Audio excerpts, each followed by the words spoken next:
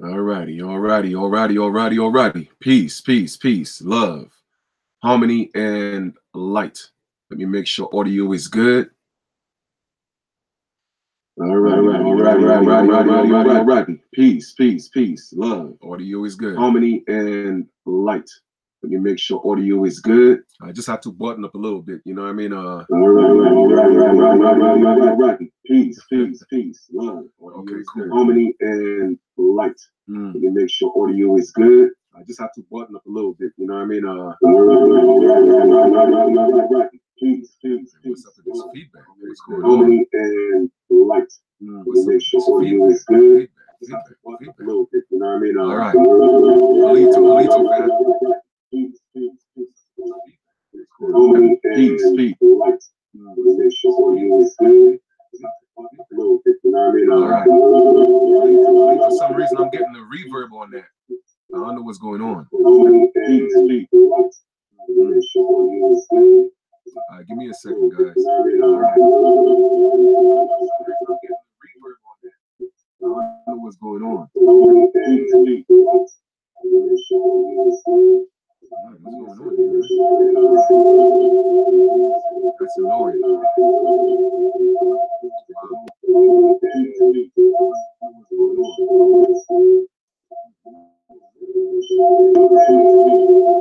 All right, let me know if you guys can hear me fine because I'm getting the feedback on my head and it's really annoying. I don't know what's going on, but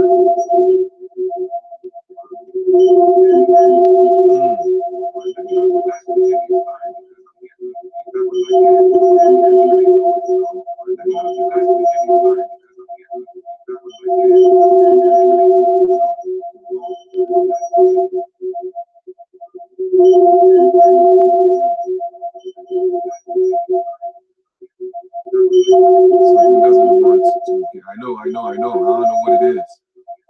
But whatever that energy is, it's not going to prevail, though. It's not going to prevail. So we're going to shut that down. Wow. Okay. Let me see if I could do this again. Okay. Put that on pause. All right. So I think that might do the trick. Let me know. Oh, man. What's going on? Wow. Okay. Let me see if I could do this again. Okay. Put that on pause. Okay. All right, guys, let me know if this is better. I'm not sure because I can't really hear myself, but let me use my phone and see if this works. Let me know if you guys could hear me just fine, please, while I give some more people some time to get into the feed. I think it should be okay now. I think it should be. Better. Okay, beautiful. Perfect. All righty.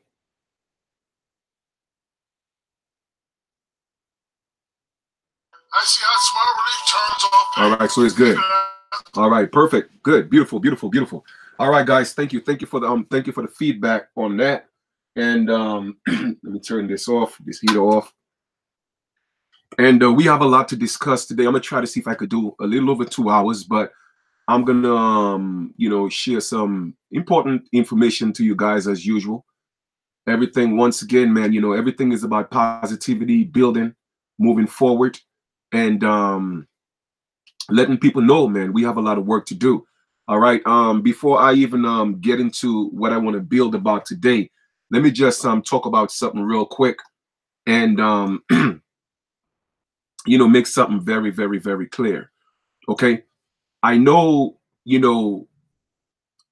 let me see how I could phrase that, because sometimes you have to be politically correct, because a lot of times people read a lot of things into what people say. All right. And let me just start off by saying, me personally, I have no beef with anybody. Okay. Not that I know of. All right. I respect everyone. All right. And I appreciate everyone, who that's out there doing some work, literally, even the ones that's not doing. I respect them, because that's your free will.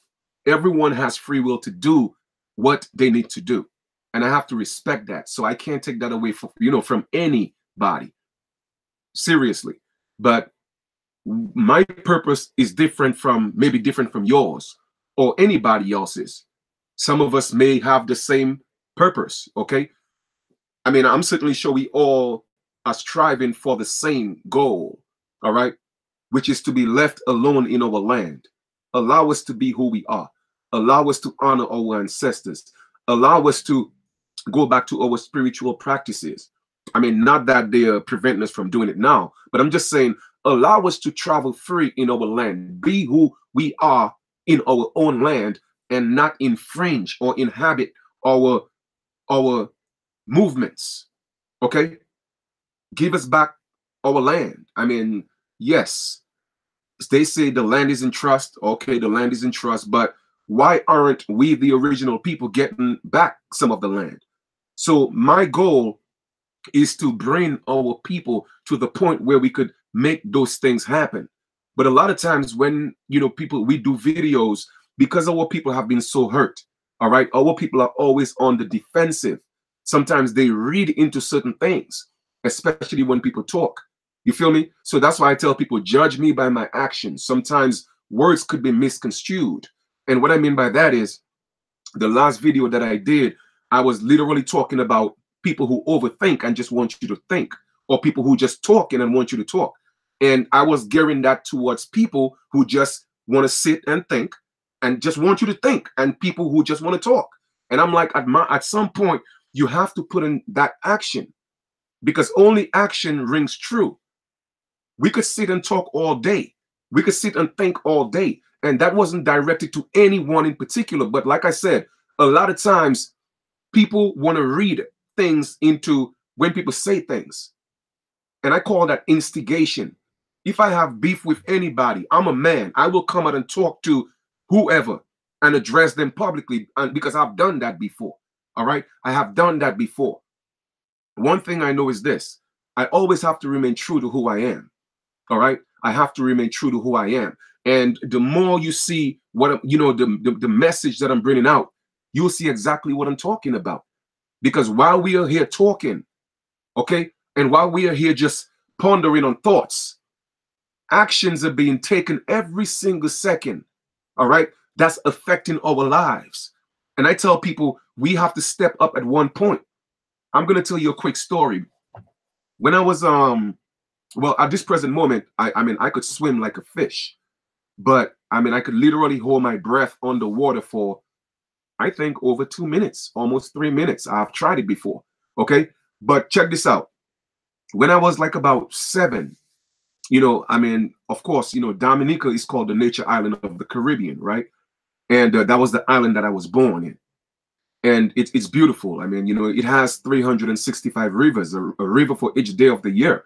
And the lushness is just so beautiful. But of course, the entire Americas is. But it is coined the nature island of the Caribbean. And I have always loved the water. I always used to be, to be by either by a river or next to the, to the sea water. But I couldn't swim. My cousins, they knew how to swim. I'm talking about whether it was a girl or a guy. They could swim.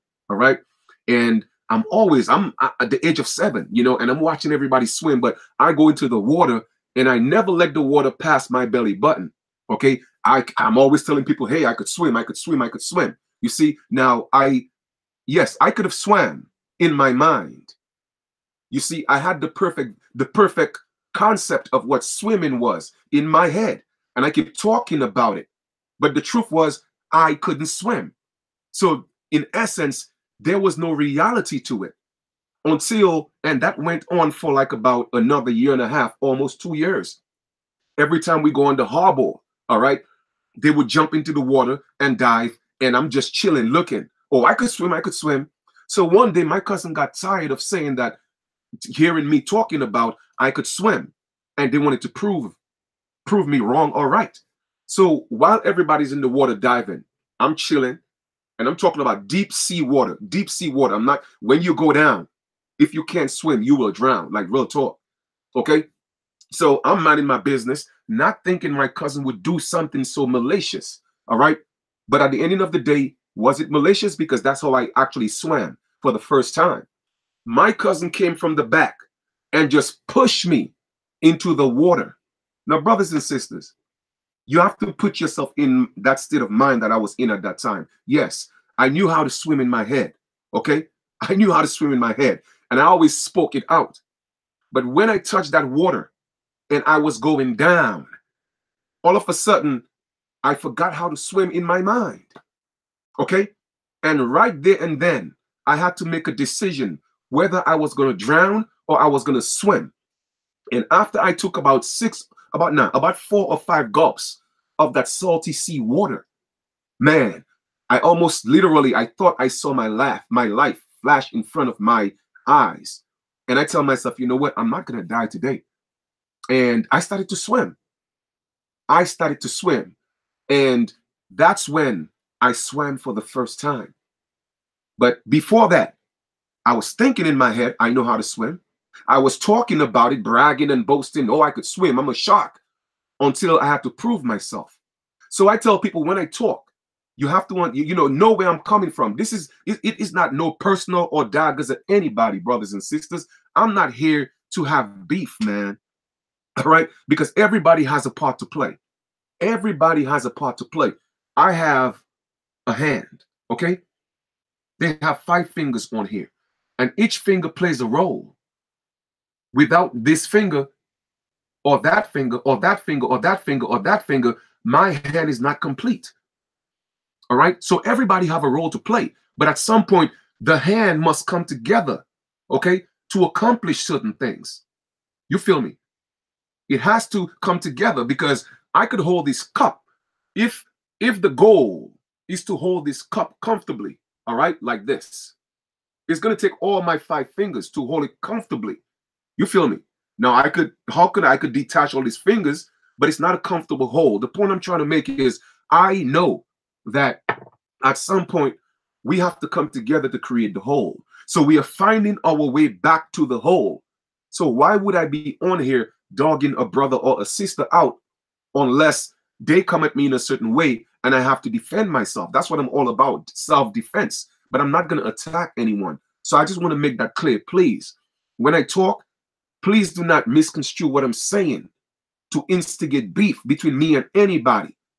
Unless you hear I have beef with somebody, well, then it's not true, because I'm a man. Okay, I will talk and say who I got a problem with. And even before I come on the internet and talk about it, I would approach that person or that individual personally, because I strongly believe that as a people, we are too quick to go on the internet and just put our business out there. You feel me? That is not, that's not part of our culture. Our culture is you work out your situation or your grievances with your brother and your sister, okay, between y'all. And if you can't do it, then you go to the extended family or the community to do it. And if you can't, then I guess you got to go into a court of law. And I guess, which is what we call the public, right? Because all of a sudden, everybody want to be on the internet airing out their beef and their businesses and all this low negativity. I don't want to deal with that. All right. So just so you know, let me just reiterate and make it quite clear. I have no beef with anyone. All right. I support everybody who's playing their part. Everyone who's playing their part, I support them. All right. But once again, like I said, at some point, we got to stop just thinking and stop talking and do, because our life is changing every single minute. Okay. Every single minute, our lives are changing. And I see people, especially when I just left Brooklyn, I saw people, literally people who are not bums, sleeping on the sidewalks because they are losing their homes because of gentrification. All right. Now, here's another thing I want to say. Please do not try to get me to hate people who don't look like me or people who are not American Aborigines. That is not what I'm here for. Okay, brothers and sisters, whether you guys believe it or not, we are all enslaved. Okay, we are all enslaved by a system, and the system don't care what color you are. Okay, and a lot of times, if I make mention of a pale man or a woman and refer to them as a brother or a sister, I see people catching attitudes with that and getting mad and want me to hate so-called white people. I'm not gonna I'm not gonna hate people because you feel a certain way about them. Okay? I'm not gonna do that. I'm not gonna allow you to put me in that low vibrational space. Now, it doesn't mean that I'm gonna, what you call it, bring them into our affairs. Okay? It doesn't mean that. At some point, I believe that we have to build ourselves first. We have to heal ourselves first before we invite any other kind of races or any other people. That's just my belief. I think we have to work on us first because we got too many issues to involve other ethnic groups in our mix when they already got their affairs together. Give us a chance to breathe as the American Aborigines. Give us a chance to breathe as the first people of this land. Give us a chance to heal ourselves. Okay? And I strongly believe in that. Okay? It doesn't mean that, for me, it doesn't mean that I would go lay with a pale woman. No, because they're not, that's just not my thing. Okay? I love me an American Aborigine woman. All right? Now, yes, I would extend it to other indigenous so-called dark-skinned women from other continents, yes, but my first choice would always be an American Aborigine woman. All right? Because we are from the same soil. We have the same culture, whether she know it or not. You feel me? And that is just my own personal philosophy. That is just my own concept of that. All right? But with that being said, I'm not gonna hate people because I remember when my foot was broken, okay, and I was reaching out to people on YouTube. Yes, my people, the ones who call me brother and sister. Oh, I literally, I could count on one hand, how many of them reached out, okay, to assist me. I was in a cast for 6 months, couldn't work, and I was still teaching.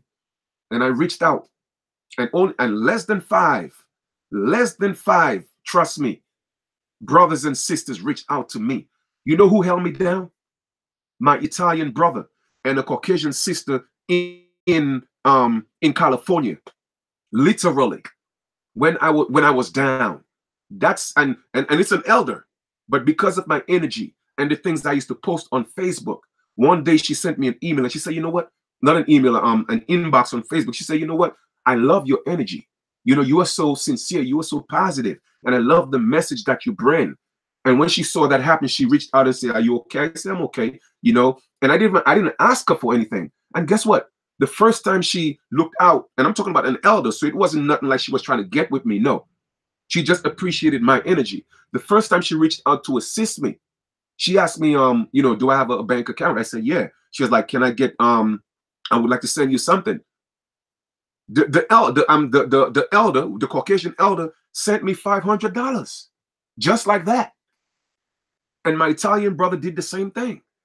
And a few months later, I think about 3 or 4 months later into that, she also, went into my bank account again and gift me some more money. And I'm saying all that to say, not that I'm trying to compare my people with other people and my people are less generous. That's not what I mean. The point I'm trying to make is, don't get me to hate people. You don't know my experience with other ethnic groups. So I'm not here to hate people. All right? People bleed just like us. They sleep just like us. They eat just like us. So all this separation, man, comes from the miseducation of the people. Not realizing that these people, they were the first slaves. And once again, I'm not saying that to say we have to pity anybody. No, I'm just saying is a lot of times we have the same experiences. However, the so-called people who are controlling our lives, they're trying to let us think it's about color. And that's the separation. And we don't realize that. They are separating us in so many ways. All right, so many ways. First, it started with religion, spirituality, because every tribe and culture had their own form of spirituality. Okay? And that is true. Each tribe of people had their own concept of what the Great Spirit, or what you call God, was. Okay? People had their own customs. People had their own languages. They had their own educational systems. They had their own governments. And a group of people in the world that happen to call themselves now the so-called elite, but to me, they're not elite. All right? But They have separated the world so much until now you have separation through the color of the skin. You still have separation through religion. You have separation through teachings. You have separations through jobs, because if somebody have a better job than you, all of a sudden they're looking down on you. They separated us in the whole Americas. So my brothers and sisters, realize what's going on. Let us stop hating people. The problem is the miseducation of the people. I personally, and that's just my belief. You don't have to agree with me. That's on you. That's not what it's about. I don't believe that people were born to hate. People were taught to hate. People were taught to hate, because when our ancestors who were enslaved on their own lands, okay, were also enslaved with these other ethnic groups, when they all realized, man, we are all in the same position and we all have one thing in common, and that is the crown of England enslaving us. Guess what they had to do? They came together to fight. So why do people want me to hate people? No, I'm not going to do that. All right. So if that's the channel you're looking for, to hate people and cause separation, then that's not the channel.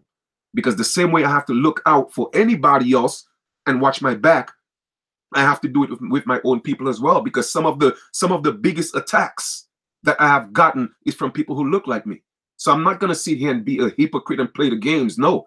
All right. Because our people are hurt, and hurt people, period.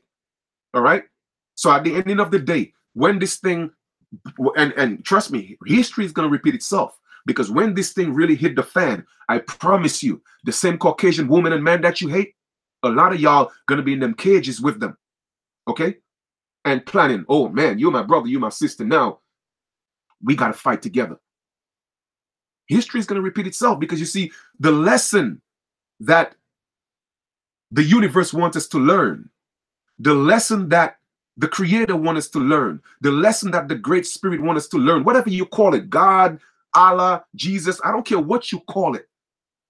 Okay, the lesson that they want you to learn is this: stop hating. Okay, stop. And that goes for everybody. It's only love that's gonna heal us all. Okay.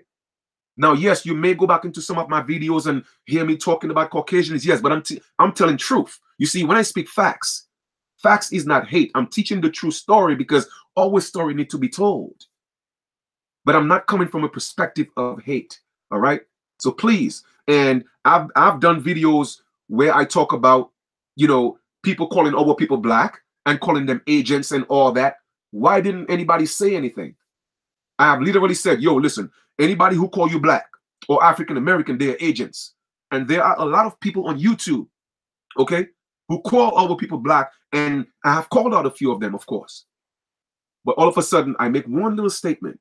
We got to stop thinking so much, because a lot of people just want you to think, and a lot of people just talking. All of a sudden, people want to instigate beef, man. Stop the bullshit, man. I ain't got time for that. We got too much work to do. All right. So with that being said, I just wanted to clear that up. All right.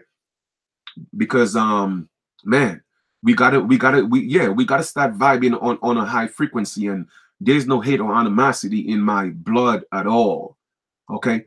Nah, I'm not gonna go there with y'all.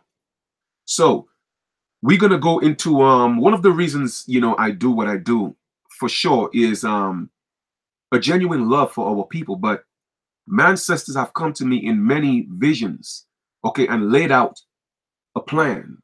They have showed me what they have gone through, and it was so real, okay? And it is kind of hard not to be passionate about what I'm doing, because I know how important it is that we step back on the throne, because the world is waiting for us, my brothers and sisters. America could never be great again unless the American Aborigines, the original people of the Americas, are restored. I'm going to repeat myself. America can and never will be great again unless the original people are restored. Because too much blood of our ancestors have been laid out on this continent, and they're not resting in peace at all. So that's why when your people transcend, And you tell, oh, well, rest in peace. No, you are disrespecting them. They got work to do. You are imposing on their free will. Why would I tell my ancestors rest in peace when they left here, you know, with fear and murder and torture and rape and sodomy? Why would I ask them to rest in peace? I can't do that. Nah, I want them to be awake. Get up. Stand with me. You feel me? That's what we have to do. Ask them to stay. Don't ask them to go to sleep. Why? Because you see, that's what they taught us. They taught us everything in reverse. Everything in reverse.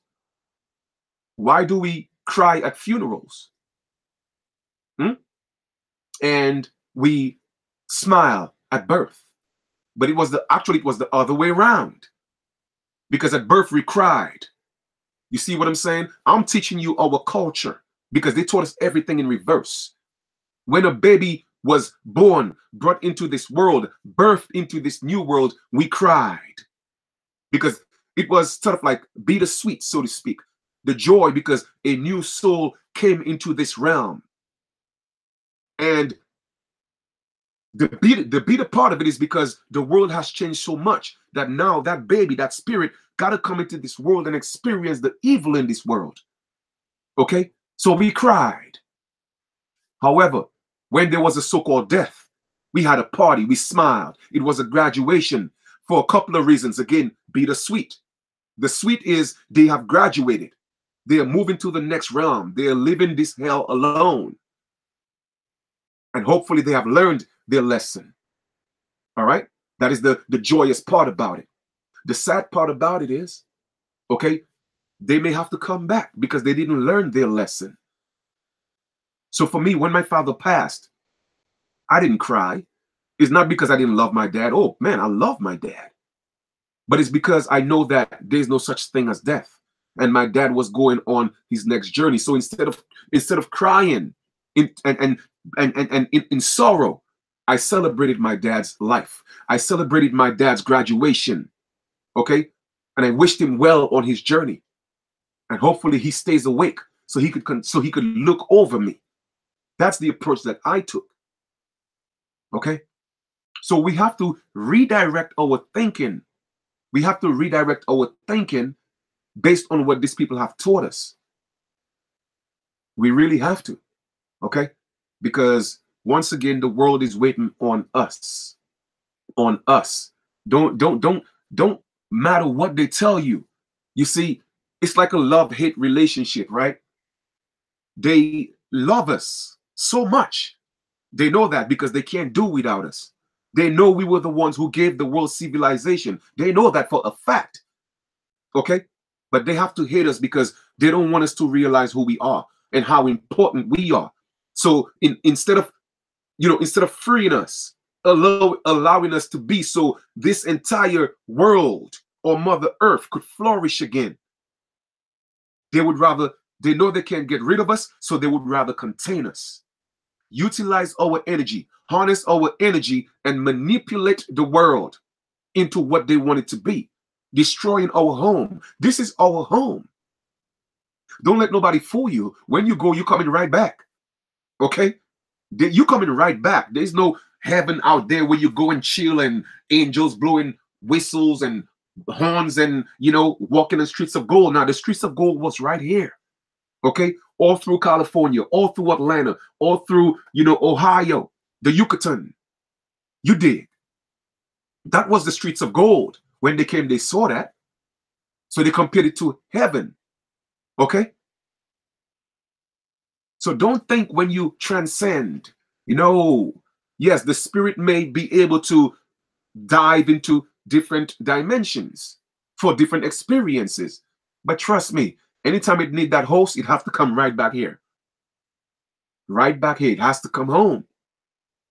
Okay? It has to come home.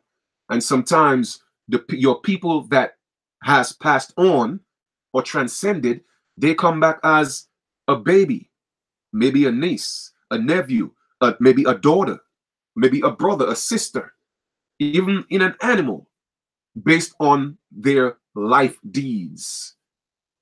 You feel me? So I just wanted to share that with you guys, man. We got work to do. All right. Now let me share something with you. Let me go to where that's at. All right, good. So we're gonna get into this a little bit, and why it to me, why I stress so much on yes, we have to teach, and there's nothing wrong in teaching. I want my brothers and sisters to continue teaching. All right. I want us to process the information. However, reality and the truth never manifest until it become flesh. Hence, the word in the beginning was the word. All right. And the word became flesh. You feel me? And that I've always been saying that. You feel me? Because what are words? Words are unspoken. Words are spoken thoughts. So thought is where creation is. All right. And the thought has to be processed. And once and then you think about it, then you talk it, you speak it. And when you speak it, then it becomes flesh. If I have the concept of this cup, the cup is not yet a reality. It's in my mind, the vision, okay, of what the cup looks like, the shape, the color. All right. Then I start speaking it. Oh man, I'm gonna make this cup. And then it manifests in the flesh because now I have to bring it to life. And all I'm just telling my people is that we have to start bringing certain things to life because a lot is going on right now. And every single day, our lives are changing. And if we don't step up and put certain things in place, then we are literally pushing ourselves back another 400 or 500 years. Okay. And that's the point I'm making. All right. Where are we at? So let me share this with you because there's always a reason for everything. All right. There is always a reason for everything. Okay. So here we are. I know you guys could see this. So what have I done here? Okay. But anyway, I'm gonna assume that you guys could see this. So this is from CNBC, of course online, but you see there are actually a lot of fires happening in California right now. And they even have, inmates, so-called felons. They have a program where they became firefighters to assist in the putting out of the fire. Now, are those fires natural because they want you to think it's natural, or is it man-made? Now, I am not here to speculate. I'm not here to make assumptions. However, if it's my opinion, I will let you know it's my opinion. My opinion is that it's being done intentionally because there's always a reason for something. There's brothers and sisters with these people. And when I say with these people, I'm not talking about Caucasians. I'm talking about the people who are controlling our lives. Believe me, they come in every color, shape, and size. You will be surprised to see that the people who are doing this to us, they look just like us. But they are pushing it as a racial or a color thing. Now, let us read this article a little bit. I'm not going to read the entire thing, but I do have it in the link below this video, and you could read it for yourself. Okay? It says, California's 77 billion bullet train to nowhere faces a murky future as a political opposition ramps up. California's next governor will likely decide the fate of the state's high-speed rail project, and two leading GOP candidates oppose it. One of the two Democratic frontrunners in the race also has real concerns. A business plan shows the project's baseline cost is $77 billion, up to 20% from 2 years. Its opening date has been delayed 4 years too. Now, my thing is this: you have $77 billion to build a bullet train, a train to nowhere, so to speak. But you don't have money to feed our people. People are being homeless. So I'm showing you once again that everything is being done deliberately. Okay? At the end of the day, my brothers and sisters, this is about business. And I'm going to explain something to y'all once I get back so you could see my face. All right? Well, not because, I'm handsome, but I want you to see the expression and the sincerity in my face when I'm going to share what I'm going to share with you. All right? So here we are, one of the elevated sections of the high-speed rail under construction in Fresno, California. Although it has been dubbed a bullet train to nowhere, California Gov. Jerry Brown has pushed forward over the years with the state's high-speed rail project. But now the day of reckoning may come sooner than expected for the state's most expensive infrastructure project. A business plan released Friday by the California High Speed Rail Authority shows its projected baseline cost is now $77 billion, up to 20% from 2 years ago. And it indicated the cost rise to as high as $98 billion. The opening date for the Los Angeles-San Francisco bullet train has also been delayed by at least 4 years to 2033. Now, like I said, that link is below so you could go read it yourself. I just wanted to share this with you. All right, let me just come back where we are at. All right, there's a reason why I'm showing you this. Okay, where we at now? Okay, there's a reason why I'm showing you this.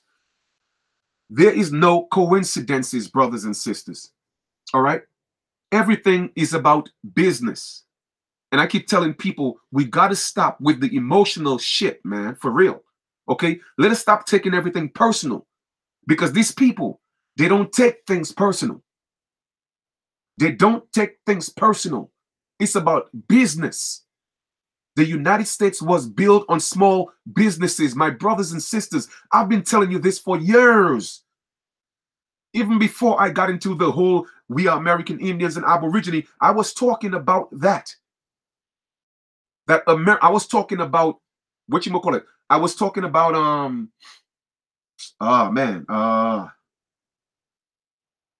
yeah, I was talking about the straw man and all that. When I learned all that information from Jordan Maxwell, I was talking about the straw man for years.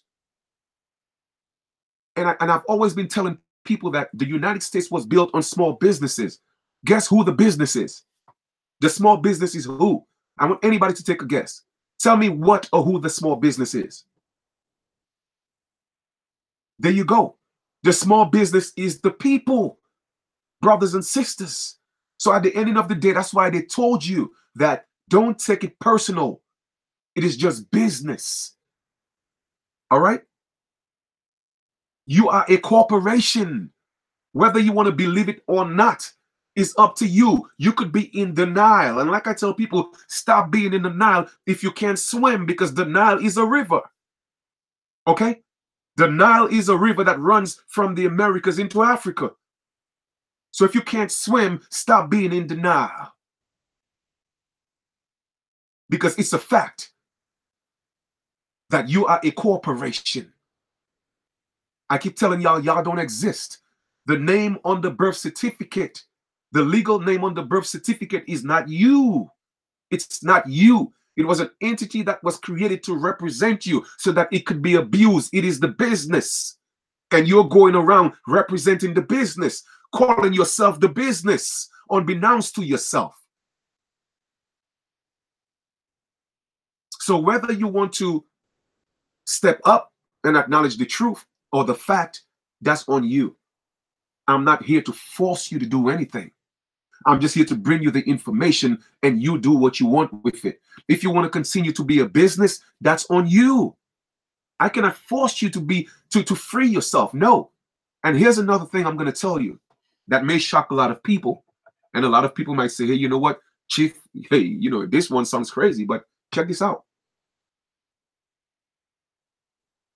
I'm drinking some water. Hey, and that's water from our well, natural water, all right? No preservatives, no chloride, no fluorine, none of that. Straight from the well. Okay. So brothers and sisters, here's something I'm gonna make a bold statement right now. But hear me out. The system is not broken. I know people are gonna be like, what? Chief, you crazy? No, I'm not crazy. I'm not crazy. I know what I'm talking about. The system is not broken. You know what the problem is? The people are not educated. Because the system is perfect for what it was meant to be. The matrix is perfect. The matrix works just fine. for what it was created to be. But like Neo, you have to learn the matrix, and then you have to learn to get out of the matrix.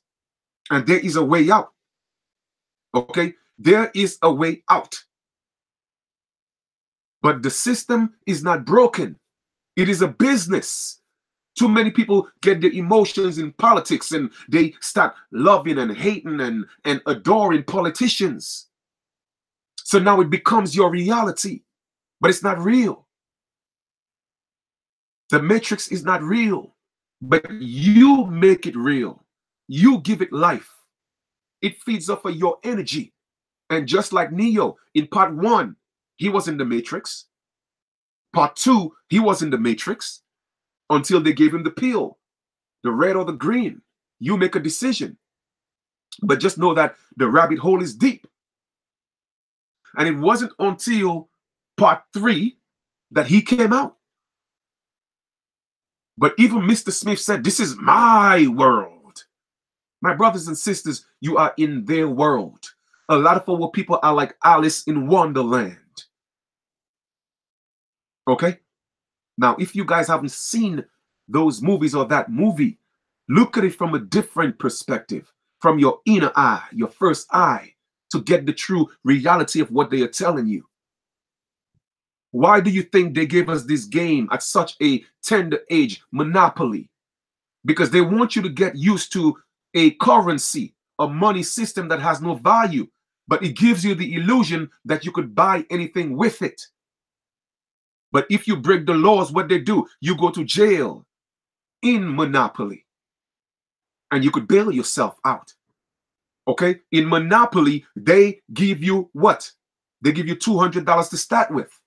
Unfortunately, in life, we don't realize that we already have a trust that we were supposed to start with. But once again, you see, the people are miseducated.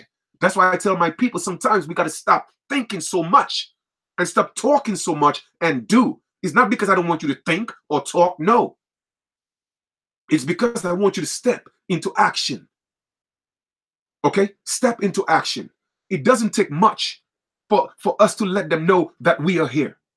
It doesn't take much for us to let them know, hey, this is hurting us, and we require of you to change those things. The simple things. Okay? The simple things. One of my sisters, we always build, and she always says that, I'm going to paraphrase that, little grain of sand will eventually give you an entire beach of sand. Okay? And another saying that we say in the Caribbean is one full basket. You know what that means? If you take one at a time, and put it in your basket, eventually you will have a full basket of whatever you're putting in that basket. But if you don't step up and take action, you will never fill that basket. If you never pick up one fruit and put in the basket, you keep talking about it, you keep thinking about it, that basket will never be filled. Actions speak louder than words. That's right. So these people, remember, it's a business. And in their business, they have already made an assumption as to who they want you to be. It's an assumption. It's a presumption. Just like when you go to court, the judge has a perception of who is walking into the court. Okay? From the moment you walk in, the judge has already labeled you. Whether you are so-called black, Caucasian, it doesn't matter. Because at the end of the day, we are all small businesses. We are all in the matrix. The matrix don't care about your color. All the matrix care about is the machine, on how to run the machine, how to keep generating that currency, how to keep you charged. That's why when you go to court, what they do, the police give you a ticket and says what you are charged with, because it's your energy. When you're doing something that's not igniting their machine, what they do, they have to give you a charge. Brothers and sisters, I'm showing y'all the game. Everything, every word is significant. It is significant. Okay? It is significant. It's a charge. And a battery have, and what do you say? Sometimes you what? When you hit somebody, what is it called? A battery. Okay? You assault somebody, they call it assault and battery. And if a battery is dead, what you have to do? You have to charge it, right? I'm just saying. Because now you're becoming a nuisance to the system. So they have to find ways to charge you. And when they arrest you, they are actually giving you a rest. A rest. That's all arrest is. It's a rest. So that they could charge you and put you back out there so you could do what you're supposed to do like a good slave. So the matrix is perfect. Okay? It's not broken. It is what it is. But the people have to educate themselves. Okay? The people have to educate themselves. That's where, you see, that's where the brokenness comes in, is because of the miseducation, and people perish for the lack of knowledge. So once you know how to operate in the matrix, and you could get out of the matrix, and then you could step into the matrix and do what you have to do and step back out, that's when you become the one. That's when you become the one. And every individual could be the one if you learn how to function and learn how to beat Mr. Smith in the matrix. You feel me? So brothers and sisters, you have to educate yourself, because everything that they have about you is an assumption. Like I tell people before, everyone has a dossier. Y'all don't believe me? Go find out. Go ask your job if they got a dossier on you. Go ask your church, because if you don't pay your tithes and offerings, trust me, they know your job, they know how much you make, they know where you live at, they know who lives in your house, they know all that. So when you step into a court, the judge already know that he's here to access your trust. So my brothers and sisters, just like Monopoly, when you start off the game, they give you $200. It's the same thing. When you're born, that means you're starting off. There's a trust that's created for you, and it has millions and millions and millions of dollars in that trust. But you and I, we are not aware of that. And how did you become the beneficiary of that trust? Is because the queen, the crown, the queen set up a trust for everybody. All right. And the queen made the member states the trustees. And then the people are supposed to be the beneficiary. However, when you got your birth certificate, there was already a signature on that birth certificate from the Secretary of State, meaning that the Secretary of State is the trustee. They have already signed for your credit. But unbeknownst to your mother signs the birth certificate and becomes the trustee. Now she becomes a debtor. Hence putting all of us, you, me, and everybody else, in debt. Now I'm trying my best to explain that to you guys. So yes, just like Monopoly, we started off with a trust fund. It's called trust fund babies. We were trust fund babies, but we don't know we have a trust. So the only way for them to access your trust is for you to sign. That's why I say do not sign a damn thing. Okay? This is your biometric marker. It's either your picture or your signature. Your picture on an ID or whatever is a biometric marker. But the most significant one is your signature. Because if you never sign, nothing could be generated. No money or nothing. The bank doesn't have money. It's only when you sign, money just happens to appear in thin air because of your signature. So when you go to court, you walk into court, the judge has already presumed and assumed who you are. And how do they confirm that you are a corporation? That is very simple. Let me see if anybody knows. Let me see if you guys are with me. When you go to court, right? The judge don't know anything about you. Yes, he has assumed and presumed information. But he knows when you come in, he assumes that you are a corporation, that you are a business. You are the all caps. Let me see if anybody know, because I've done enough videos on this. Let me see if anybody know how the judge can prove whether you are a business or not. I'm gonna give you guys a chance to just respond to that. When you go to court, the judge assumes that you are a business, and he confirms it. How does the judge confirm that you are a business, or you are the business that he assumes you are, or presume that you are? I'm gonna just give anybody to take a shot at it. Anybody.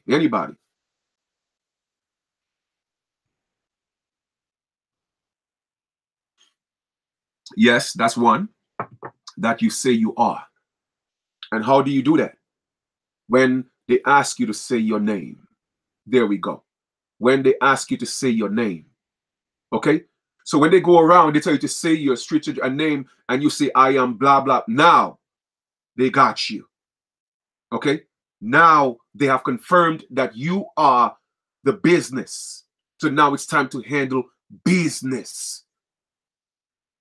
No, what? Nah. It's not by you saying you understand. When you say you understand, you are literally saying that you are under them. But initially, from the onset, when you go to court, they cannot start anything without you saying that's you.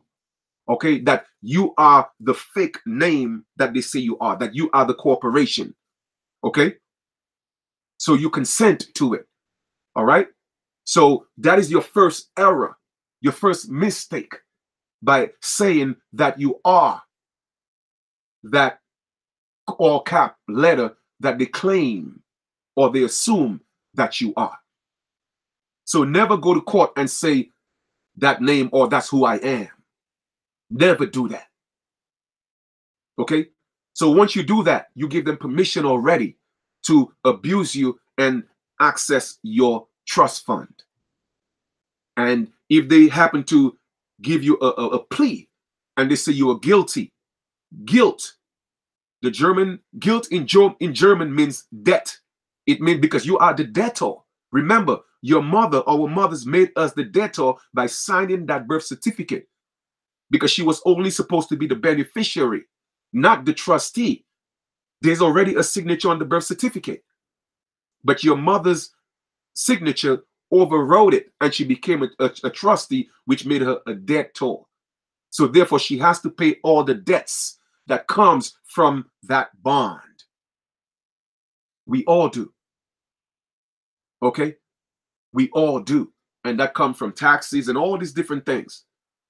Because our mother signed, or you signed. Anytime you use your signature, brothers and sisters, that's a powerful tool. That's a powerful tool. So be careful what you sign. All right? Anytime you buy a house, and I've done videos and explain that. Anytime you buy a house, the very first day or within 1 to 3 days, the house is already paid for from your trust fund. But the bank will not tell you that. So therefore, if you get a loan for $250,000 and they extend it with interest within 30 years, do the math. You're going to be paying over $1 million for the house. When in actuality, you already paid for the house in full within the first 3 days, just because you signed. You give them permission to access your trust fund. And here's another thing which I've told y'all before. When you go to court and they charge you and they find you guilty, your stock go up on the stock market. You become a celebrity on the stock market because you are being traded on the stock market. So brothers and sisters, you are the corporation.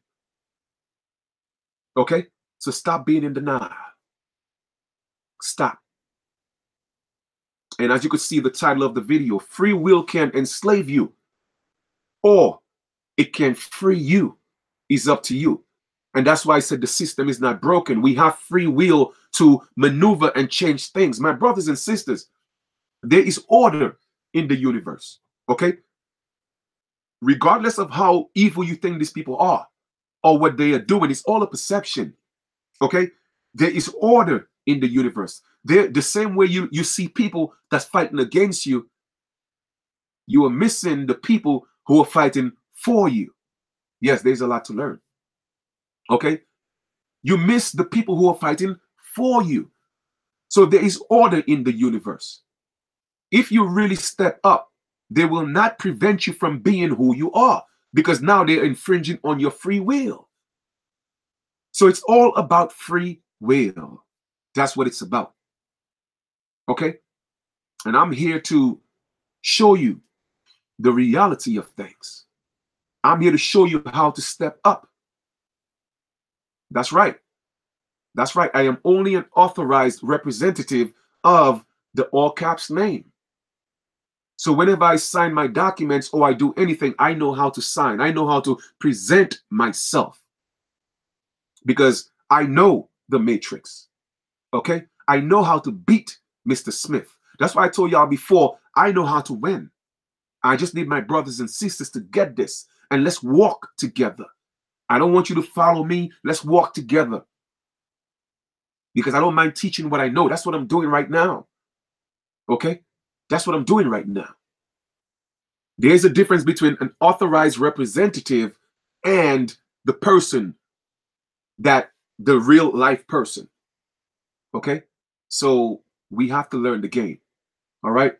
So with that being said, don't forget, I also put it in the link below that we are still asking brothers and sisters to sign that notice so we could send it to the Florida state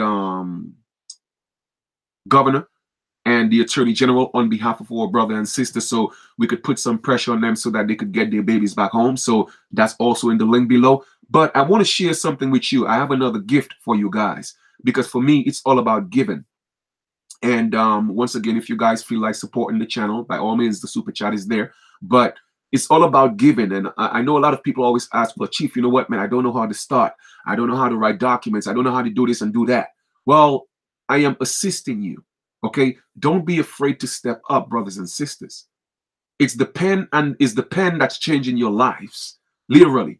When an act is passed, it has to go through legislation. First, it has to be written down. So the pen is what's changing your life. Executive orders are what's changing your life. But they're all signed and written with pen, ink. So you have to use the pen as your tool. So my reason for always saying that this could be a silent victory. We don't have to be out there in the streets. People don't realize that the days when you have to fight on the battlefield with swords and guns and knives, those days are over. It's an intellectual battle. Okay? And only those with wisdom will win. It's an intellectual battle. Everything is about intellectual property. You are their intellectual property, because that birth certificate is their intellectual property. You going around saying that it's you, then therefore you are their intellectual property. Brothers and sisters, the birth certificate wasn't meant to be a form of identification. Go read the registrar's, terms, conditions, and whatever they have. Or even go ask them, call them, prove me wrong. Ask them, call them, hey, is the birth certificate a form of ID? They will tell you, no, it was never meant to be a form of ID. So therefore, if the birth certificate was never meant to be a form of ID, why would they ask you to present it so that they could create an ID? So therefore, everything was done fraudulently. That's why there's no such thing as a failure to identify. But they're telling you it's law. No, it's not law. It's legal, but it's not lawful. And that's the difference. Okay? So if the foundation of so-called identification is the birth certificate, then therefore it makes it voidable, because the birth certificate wasn't meant to be any form of ID. However, those institutions and agencies, they will accept it as a form of ID, but it's not. And they have told you that very, very clearly. You feel me? So you have to know that. The point I'm trying to make is, stop saying that that name on that paper, that legal name, is you. You are opening up yourself for abuse. That's when the first time we entered into the matrix is when we signed that birth certificate. All right. That was the first time you stepped in. Your mother literally put you into the matrix. Before that, Before she even signed anything, you were still a living baby boy or girl. Okay? Until she signed that birth certificate and she put you in the matrix. So now you became a legal person opposed to a natural person at, from the time you were birthed. Okay? So when you go to a hospital, they will force you and they will fight you and they will tell you, hey, you know what? You have to sign the birth certificate. If you don't, we're going to do this, we're going to do that. They are threatening you. That's unlawful. Okay? So what happened to the brother in Florida? Well, he's out. His wife, they're doing good. We're still I actually last night I stayed up all night working on documents, but I sent out two more notices for them. We are moving forward because we are stepping up our game. So I know, not just believe, I know they're actually in a great position right now, because a lot of people are actually sending in those notices, and they are going to realize that we ain't playing. All right, because everything they're doing is unlawful. All right. So at the end of the day, they're going to be just fine. And I appreciate you asking. Thank you so much. All right. So what we're going to do at this present time, I have a gift for you guys. And like I said, I know a lot of people are not versed in writing documents. So that's what I'm good at. I'm good with dealing with legal situations, and I'm good with dealing with lawful situations because I know the difference. And I know how to combat legal situations using the law. Okay, I'm not an attorney. I don't practice law. I just know law. All right. And there is no law that says I cannot assist my brothers and sisters. All right. That's what the Most High put me here for, so that we could assist each other in this life. All right. So there's nothing wrong with that. So with that being said, I do have a gift for you guys. So let me just share the screen again, and let's get to this. All right. Let's get to this. All right. So here we are. Come on. Okay. So I know you guys can see this, so we're just going to get into it. All right. So this right here is our nation's website. Okay. Like I said, you guys, please go support the book. All right. The book, newsflash, Everyone's a Slave Unless. That's my first book. I'm breaking down a whole lot of things in there. And it's a great read. Okay. Maybe I'm being biased because I wrote it, but based on, all the information that all the feedback I've gotten, a lot of people are giving me great reviews. So I do appreciate that, and thank you so much. Now, if you go to our nation's website, I'm going to show you the notice. Once again, all that link is in the video below. I'm going to show you the link again, which please, I would like you guys to still send out those two notices. Okay. Let me click on it and go over it briefly. And that's to, to show that our brother and sister in Florida, that they are not alone. Okay. That we are going to stand together, and we are not going to allow this system to continue abusing us. So I put a notice together, and it says first contact. All right. And this notice is for brother and sister in Florida. And it says, notice to agent is notice to principal, and notice to principal is notice to agent.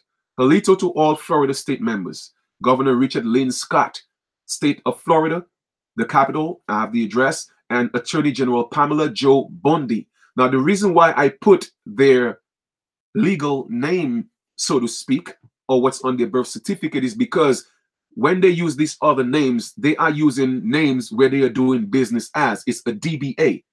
Okay, they are doing business as a business. So therefore, when the public sues, it's harder to sue a business. Okay, so they are not being held liable. But I wanted them to know, I know your real name. So therefore, I am holding the man responsible and not the corporation. Because if you hold their corporation responsible, there are certain protections that they have. Okay, and it makes it difficult to file a suit against their corporation, that their DBA. However, it is better to hold the man responsible. So in other words, the man that is acting as governor, he wasn't born a governor, he was born a man and became a governor. So therefore, he's a man acting in the capacity of governor. The same goes for the Attorney General, Pamela. All right. She is not an attorney general because she wasn't born one. However, she is acting in the capacity. So it is always an act, and they are actors. Okay. Secretary also, that notice goes to, you don't necessarily have to send it to the Secretary of State Ken Denzer. If you choose to, great. If you don't, then that's fine. But the two main ones where I put the address is where I would like you guys to send that notice on behalf of our brother and sister so we could get their babies home. Okay? And please, what you do is you get it certified. And please keep your receipt just in case we have to do a suit. We could get all the receipt numbers just to show that we reached out to these people and they were in dishonor by not responding. Okay? So that's why when you send it certified mail, please keep that green receipt.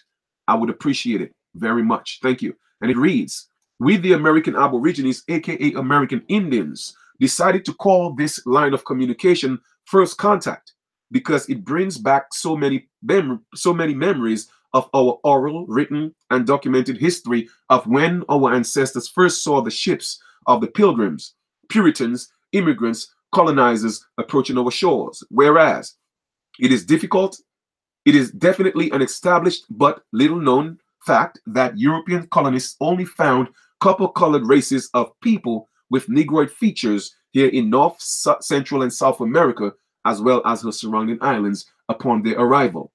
Whereas the Aborigine American people that alien colonists perpetually attempt to exterminate in brutal terrorist acts of genocide, police brutality, and systematic shoning became the savages that salvaged the Pilgrims when they found them suffering, dying, and starving. Therefore, your debt to us is still outstanding, and Congress agrees as per House Resolution 331. And I did promise you guys that I would go in detail and break down and go over House Resolution 331. So I'm still going to keep that promise, as long as, the Great Spirit gives me breath and I'm here. I will keep that promise and I will do it soon. All right. Senators and representatives come from every state to make up Congress. Therefore, each and every state is bound by the aforementioned resolution and maxims of law, as are their subordinates, subsidiaries, agents, officers, employees, and affiliates. They are also bound to the Constitution for the United States of America. All right. If you realize I didn't put the Constitution of, it's the Constitution for. I'm talking about the organic Constitution. Several treaties with our ancestors known as Indian/American Indian and UNDRIP, the United Nations Declarations on the Rights of Indigenous Peoples, created on September 13th, 2007, and ADRIP, the American Declaration on the Rights of Indigenous Peoples, adopted at the third plenary session held on June 15th, 2016. Whereas we are fully cognizant, that means we are aware, that our people have been deceived, forced into accepting an unreal foreign status. Yet, we are posterity of races found all over America, including her islands. And the reason why we have a foreign status is because, my brothers and sisters, of all these different labels that we have accepted. So it has made us foreign to who we are. So that's why I say it's important to correct your political status. All right? It's imperative that you do that. Walter Ashby Plecker, along with countless others, was grossly instrumental with reclassifying Aborigine indigenous peoples as Negro, mulatto, African American, colored, black, etc. As a result, we know these terms on birth, death, marriage, records, and other forms of documents always symbolizes code on the color of law. Now, color of law just means it's an appearance. It appears to be law, but it's not. It is okay. It is de facto law for reclassified Aborigine Americans, aka American Indians. Whereas it is your duty and obligation to we, the American Aborigines, to secure and respect our Creator-given rights, man and woman created in the image of our Creator, the Great Spirit. All right, that's what our ancestors, that's the closest our ancestors could have gotten to the word God, because they didn't use the word God. They used the Great Spirit when they learned the tongue of the invaders. All right. We are writing to you on behalf of our American brother arrived on earth and became Jarvis of the Davis family, but known to us as Chief Blackbird White Tip. Our sister arrived on earth and became Latrice of the Glover family, but known to us as Empress Everlasting Waters. Now, the reason why I stated it that way, arrived on earth, is because that wasn't the so-called birth date that's on the birth certificate. That's not their birth date. That is only the birth of an event, like a ship coming into a port and is being birthed. All right. Our birthday is actually when the sperm meet the egg in our culture. So therefore, that's why I tell you, you are not that individual on the birth certificate, brothers and sisters, because that's not your birth date. That's when you arrived on earth. So what they did was they recorded an event. It's when you arrived, when the ship arrived into the canal and it docked. And that's why a doctor have to pull you out of the canal, because that's what a dock does. A ship comes to the dock and it goes into the dock. So it's the same thing. So get what I'm saying. So you see, there's an art to writing lawful and legal documents. Now, don't get me wrong. I didn't always have that skill. As a matter of fact, I found it boring at one point. And another chief, I got to give her credit, Chief Hathan Ashoba, she said, Chief, you have to learn. And I'm like, no, I can't get it. It's too difficult. Every time I try to study law, I get tired, I get sleepy. Until one day I got into a situation and I had to get myself out. And I was successful. I mean, she did assist me, but I said, you know what? From now on, I'm going to master this, because that's the way to beat them. That's the way to win. You have to learn law, and you have to learn to use your pen. And right then and then, I went into studying day and night. I couldn't even have relationships because whoever I was in a relationship with, they thought I was studying too much. I wasn't paying them no mind. But you know what? What can I say? I had to learn. So a lot of sacrifice has been made. So that's the reason why I put it that way, arrived on earth. Okay. And saying that, putting the name, remember, now we don't have legal names. That's unlawful in itself. So saying your first, middle, and last name, we don't have last names. Like I always tell people, there's a saying that family comes first. So if family comes first, why is my family name last? That's what they're tricking you with. So therefore, it's always something of a family, just like how Jesus of Nazareth, and I'm using Jesus as the allegory, showing you exactly how it's supposed to be. So therefore, it's Latrice of the Glover family, meaning that you came from that society. You are making a statement that I am not part of your legal society. I'm not part of your bar association. I don't speak legalese. So I am of that family. All right. So that's why I wrote it that way. Like I said, I'm taking my time to read it so I could teach you guys. All right.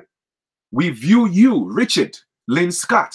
Okay. We view you, Richard Lynn Scott, as a man. So you see, we are identifying the man and holding the man responsible and acting in the capacity of governor. So now we are not just holding the man responsible or his office. We are combining the two. All right. For the state of Florida, we hold you liable for the actions of your agents, agencies, and affiliates, because you are the boss. However, if we were to put Rick Scott, then that would be the DBA. That's his business name. It's harder to get to that business name opposed to the man. All right. So that's why I addressed him as man first and let him know that we know his name. Okay. Now, we view you, Pamela Joe Bundy, as a woman acting in the capacity of Attorney General for the state of Florida. We hold you liable for the actions of your agents / agencies and or affiliates. It is brought to our attention that you and your agents, agencies, subsidiaries, businesses, corporations, etc., has encroached on the property and rights of our indigenous brother and sister. Their property, also known as children, has been taken away from them without their consent. Now, a lot of people may have problem in calling their children property, but that's your property because that's how they view you as. Okay, in their world, you are only property. But property means, in a legal sense, exclusive possession. Okay, that's what property means. So you're making the statement that your children are your exclusive property. They belong to you. and you cannot take or encroach on someone else's property. Also, what's your property is your body. Your body is your corporation, my brothers and sisters. Because anytime you go by that capital name, that's the corporation. And of course, it's not the spirit, it's the body. So your body is the corporation. Therefore, the United States is built on what? Small businesses, small corporations, your body. Okay, so I'm breaking this down for you step by step in detail so that you will know how to maneuver yourself to a certain extent, or at least have more of an idea as to how and why we end up in the situations that we end up in. Okay, so to encroach on someone's property is to violate their right, just so y'all know that. Okay, now let's proceed. I'm reading from here now. Okay, right here. This is an act of fraud, larceny, extortion, criminal and unlawful behavior for the purpose of personal financial gain. That is an act of treason, which makes it a federal crime. Because once again, it is being done for personal gain, because we are all being traded on the New York Stock Exchange and in other stock markets across the world. So the FTC, which is the financial trade commissions, all right, they take stuff like that very seriously. Okay, they take stuff like that very seriously. So they don't want people messing with their corporations.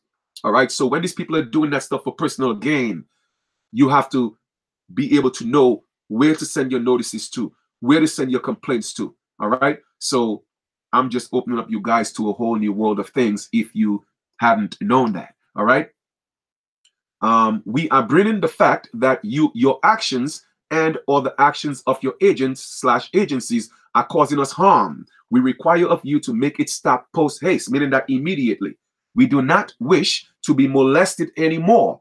Now, again, like I told y'all before, when you speak legalese, all right, it's different from when you speak in English. Now, if somebody were to say, man, listen, you know what? Oh, that person molested me. The first thing that comes to mind, people think about sex. No, brothers and sisters, molestation has nothing to do with sex. It only has to deal with sex when it becomes sexual molestation. But all molest means is to bother. That's all it means. It's to bother. So if your little brother, or you have two children and you have a boy and a girl, and your daughter comes say, mommy, Joe, Brandon or whatever is molesting me, the first thing you're going to think is that he's what? Sexually harassing his sister, right? When in actuality, she may just probably mean, you know what, mommy, he's bothering me. Okay, and how many of us have bothered our brothers and sisters, poking them and punching them in the face? That's called molestation. However, sexual molestation is something different. So that's why it's in there as that. Okay, just to make that point. Now, I said, stop now. You are hurting us. And the reason why I am repeating that is to let them know, because in law, a lot of times when you say something one time, they may say, oh, well, you don't know what you're talking about, you crazy. When you say two times, they may take you a little more serious. But when you say three times, it means that you believe what you're saying to be true. So that's why I always repeat things sometimes in my documents at least 3 times. Let them know I really believe that you are hurting me. So stop. All right. Sometimes you have to deny or agree 3 times to make your point across. Okay. Stop now. You are hurting us, indigenous peoples. This is fair and just warning. We will seek fair and just compensation, redress, and restitution for damages. Okay. You never say anything about what you call, I am suffering. Okay, never use that in your documents, or I suffered from the hands of, because to suffer means that you allowed it. That's all suffer means. All right, I think I've shown you guys this before, but like I said, I always like to show and prove. So let's go here for a second.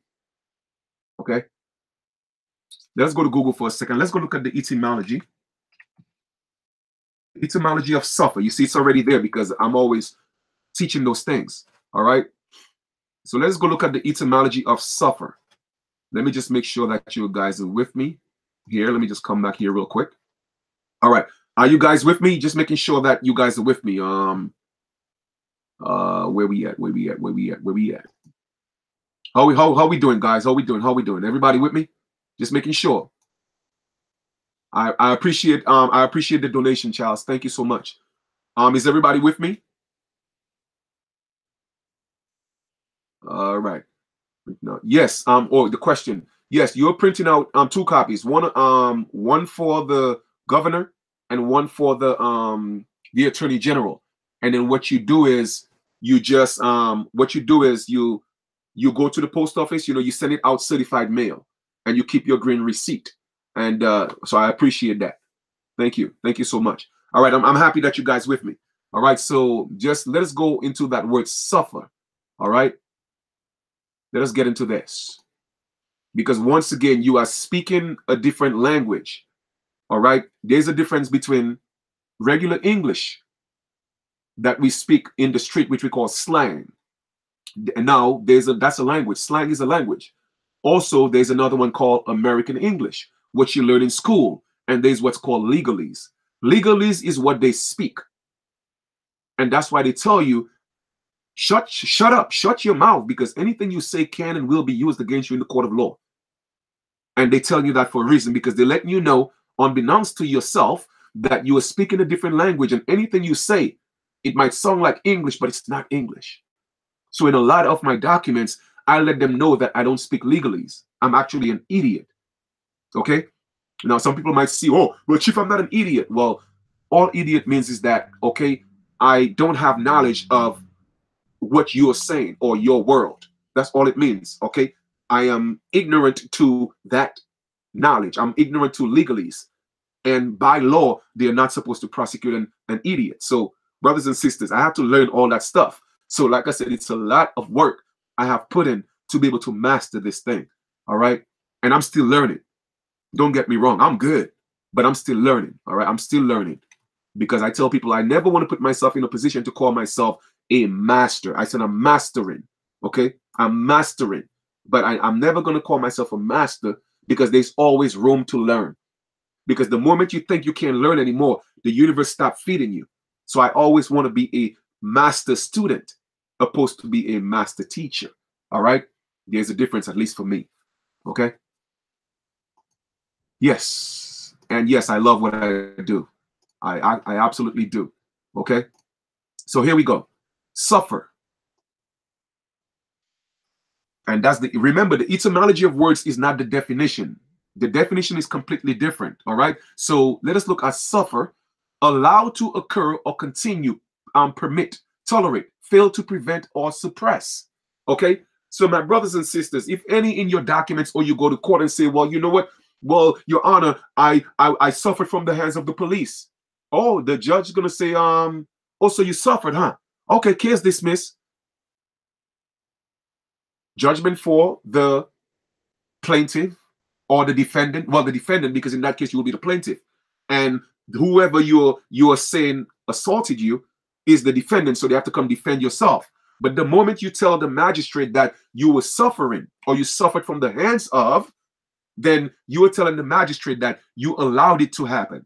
Okay, when you could have you didn't do anything about it. You chose it. Okay. So, brothers and sisters, once again, man, English is a folk tongue language. So be very careful especially when you're dealing with, when they tell you have a right to remain silent, believe me, stay silent. Okay. Now that we have seen the etymology of suffer, I'm just curious. Let us go look at the definition. Let us see if it has the same definition opposed to the etymology. Now, you always want to cross-reference your information. All right, suffer definition.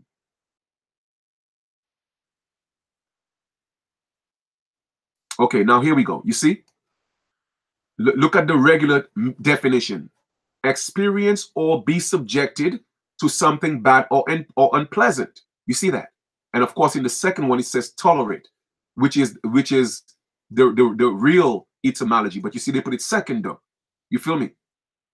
However, people will just look at the first one and say, okay, yeah, I experienced, something unpleasant. Yes, they hurt me. Oh, yes, I was aching. You know what I mean? So once again, brothers and sisters, be very mindful with your words. Now, you see the difference here again.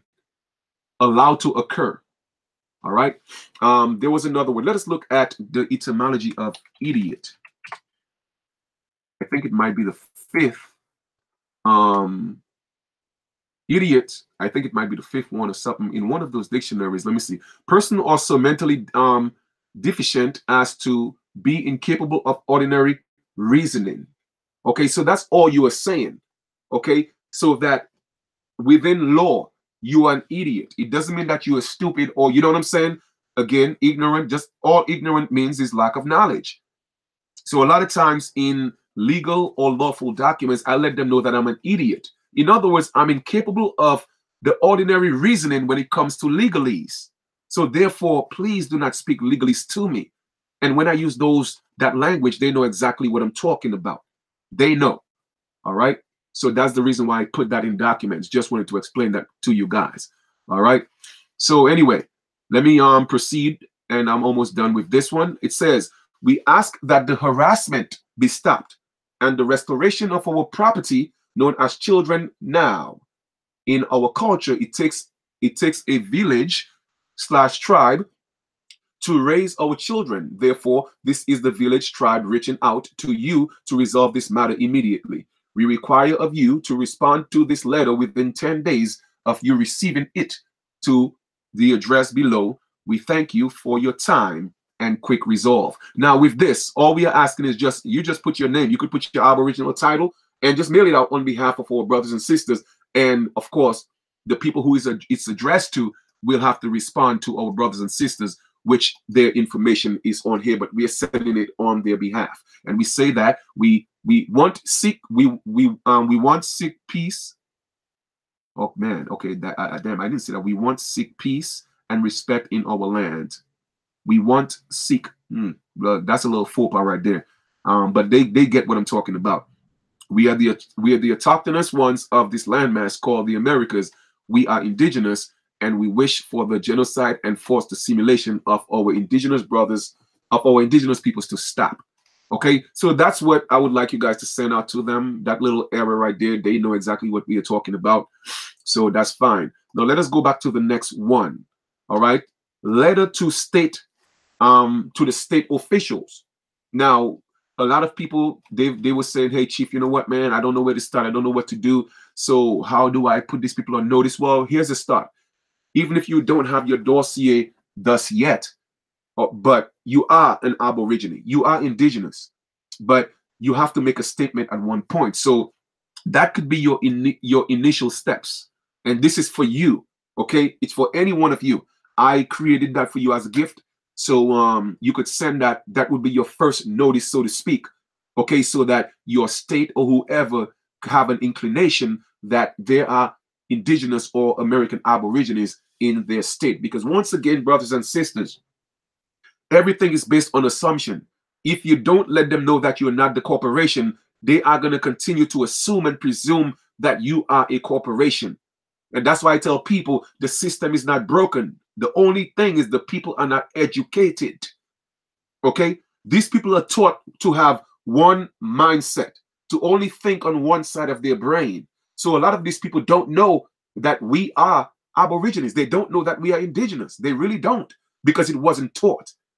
So at the ending of the day, it's you're responsible. And that's why I stress to people, yes, talking is good. Yes, thinking is good, but we have to put in the action. Okay? We have to put in the action, because they are making moves that's changing our lives every single minute. And by 2020, every state have to make sure that all the people have a real ID. And I'm trying to show you guys that that's not necessary. Okay? They have no right to force us to assimilate. And that's why I'm taking the steps to do what I'm doing. So yes, I respect what others are doing. There's a huge platform for everybody to play their part. But at the end of the day, even the people that's playing their part in different avenues, that's for them as well. I'm also doing that for them as well. That's for all of us. Okay? Because not everybody have that lawful or legal mind. And not everybody could put a document together like that. So if that's my skill, that's what I'm bringing to the table for my people. Okay? Now, it says, first contact, Polito to all state members of the United States. Now, what you're going to do now, you'll see that it says governor on top, secretary of state. Basically, you just CCing them. So what you want to do is you're going to send one to your governor. You're going to make, let me see, 1, 2, 3, 4, 5 copies. One to your governor, one to your Secretary of State, one to the Attorney General, one to the mayor, one to the Sheriff's Association. All right. You are going to send all these or all those, whichever. You're going to send them certified mail to keep your receipt, because now that's just to track it to make sure that they received it. All right. And that's just really asking them, well, let me read it and you'll see exactly what it's about, or the intent for writing this notice. We, the American Aborigines, aka American Indians, decided to call this line of communication First Contact because it brings back so many memories of our oral, written, and documented history of when our ancestors first saw the ships of the Pilgrims, Puritans, immigrants, colonizers approaching our shores. Whereas it is definitely an established but little known fact that the European colonists only found copper-colored races of people with Negroid features here in North, South, and South America, as well as the surrounding islands upon their initial arrival. Whereas the Aboriginal American people that alien colonists perpetually attempt to exterminate in brutal terrorist acts of genocide, police brutality, and systematic shunning became the savages that savaged the Pilgrims when they found them suffering, dying, and starving. Therefore, your debt to us is still outstanding, and Congress agrees as per House Resolution 331. Well, guess what? I'm going to pause here, and I'm going to go into House Resolution 331. I did promise you guys I was going to do it sometime, but to me, there's no better time like the now. Okay, so I hope that's okay with you guys. If you or if you want me to do it through another video, I could do that. But let me get some feedback on that and see if you guys want me to go through this right now. Let me ask you guys real quick. I just need some opinion, a little feedback. It's nothing serious, but do you guys want me to go over where we at? Oh man. What's going on here now? Okay, whoa. Where is my comments at for some reason? Okay, cool. So quick, do you guys want me to go over House Resolution 331 and break that down? I could break that down right now instead of doing that another video later. I mean, I could do that. All right, so my brother Talof says now, so I could do that. All right. All right, so I'm gonna break it down now. All right, while we have the opportunity, there's no better time than the now. Okay. So let's do this. Let me go back here and go back to our nation website. Okay, bring that down. Okay, let me share this. All right, so we're gonna do it. 2 people already said now, so I'm gonna assume that's the consensus, and we're gonna do it now. All right. I hope I'm not being too presumptuous here. Okay, so let me see. We have UNDRIP. It's all that stuff is on our nation's website. Okay, I know I have okay, there we go. House Resolution 331. And I'm going to go over that with you guys right now. Okay. All right. We're doing great time. We're doing great time. Let me just slide this to the side right here. And let me just bring this up some. Where we have, okay, good. Let me make it a little bigger. All right. Give me a second here, guys. Let me just check something out. After you take it off, the relief keeps going. Icy hot. Okay. All right. Good. All right. So I just wanted to make sure that we're on point with this. Yes, we're on point. Okay. All right. Good.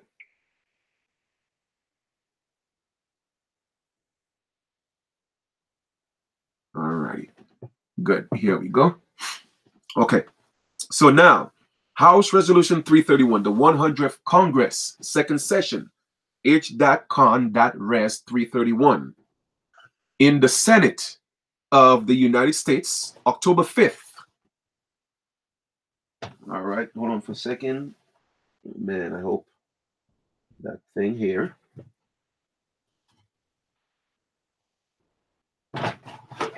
more class.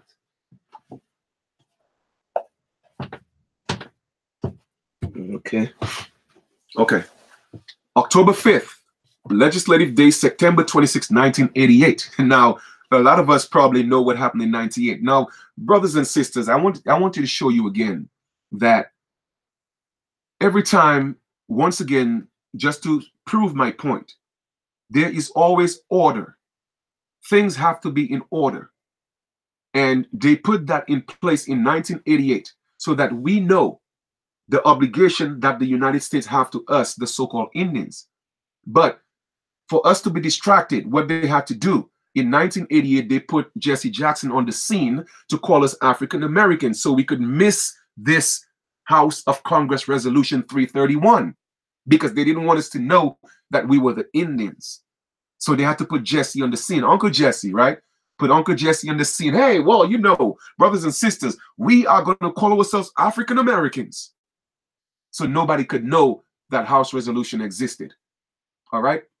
So anyway, that was in 1988. Concurrent resolution.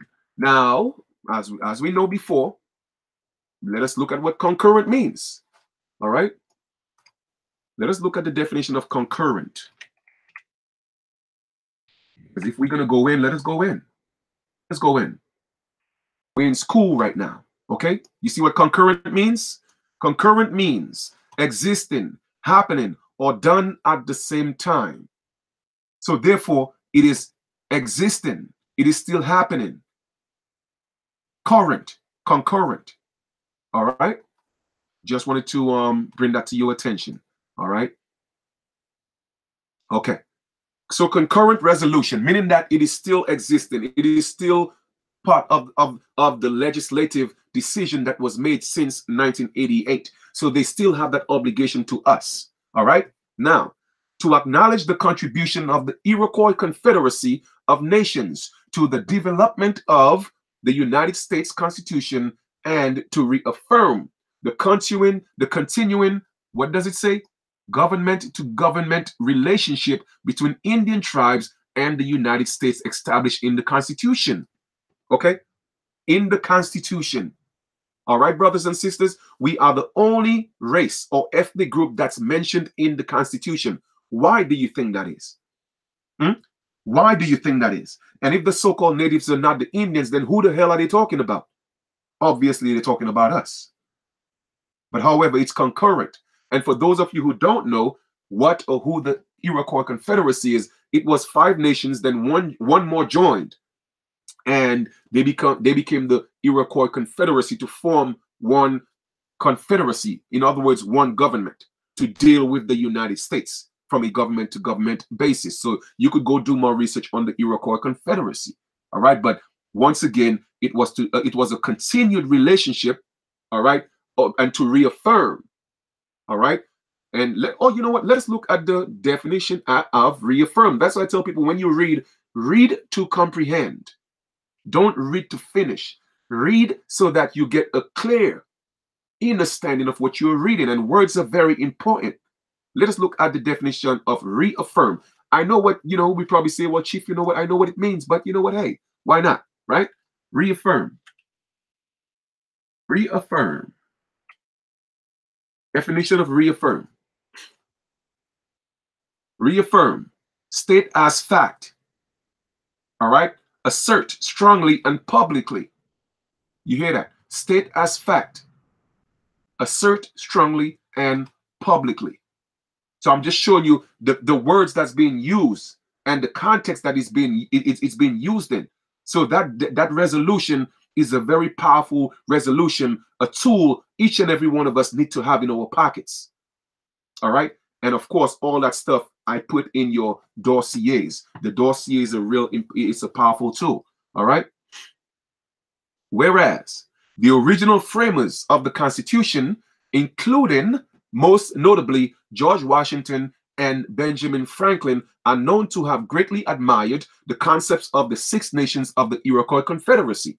Whereas the confederation of the original 13 colonies into one republic was influenced by the political system developed by the Iroquois Confederacy, as were many of the democratic principles which were incorporated into the Constitution itself.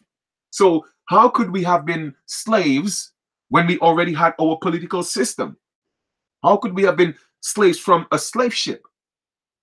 You feel me? That had I'm talking about a structure of a political system that was so admired that they had to model it and take it to create the Constitution for the United States. So once again, brothers and sisters, the proof is always in their documents, but they have to put things or people to distract us so that we don't see or learn the truth. All right? And whereas since the formation of the United States, so therefore I always tell people the United States is of America, but America is not of the United States. So therefore the United States, okay, should not and has no right to abuse my authority, because I am the highest authority on the land, because I'm an aborigine. And that's what I'm trying to get my people to understand. Okay? Stop being a tenant and be a landlord again. Be the boss, be the king, be the queen. Okay? The documents are there to solidify everything that I'm saying. It is only up to you to step into your place. And once again, I am not criticizing any of my brothers and sisters who are talking and asking you to think. No. All I'm just saying is at some point we have to step up because time is running out. In 2020, by 2020, they are going to force this real ID on everybody. I don't care what you call yourself. And if you don't step up to rebuttal that and put things in place, then they're going to pull us more into the matrix. So all I'm just saying is, brothers and sisters, it's time for some action. Okay? It's time for some action. We got work to do. All right? Now, it says, the Congress has recognized the sovereign status of Indian tribes and has, through the exercise of powers reserved to the federal government in the Commerce Clause of the Constitution, Article 1, Section 2, Clause 3, dealt with Indian tribes on a what government-to-government basis, and has, through the Treaty Clause, Article 2, Section 2, Clause 2, entered into the 370 treaties with Indian tribal nations. Of course, they haven't honored any of them. Okay, so it is up to us to step up, because the treaties are the laws of the land, because they are our laws. Once again, we are the only ones that's mentioned in the Constitution.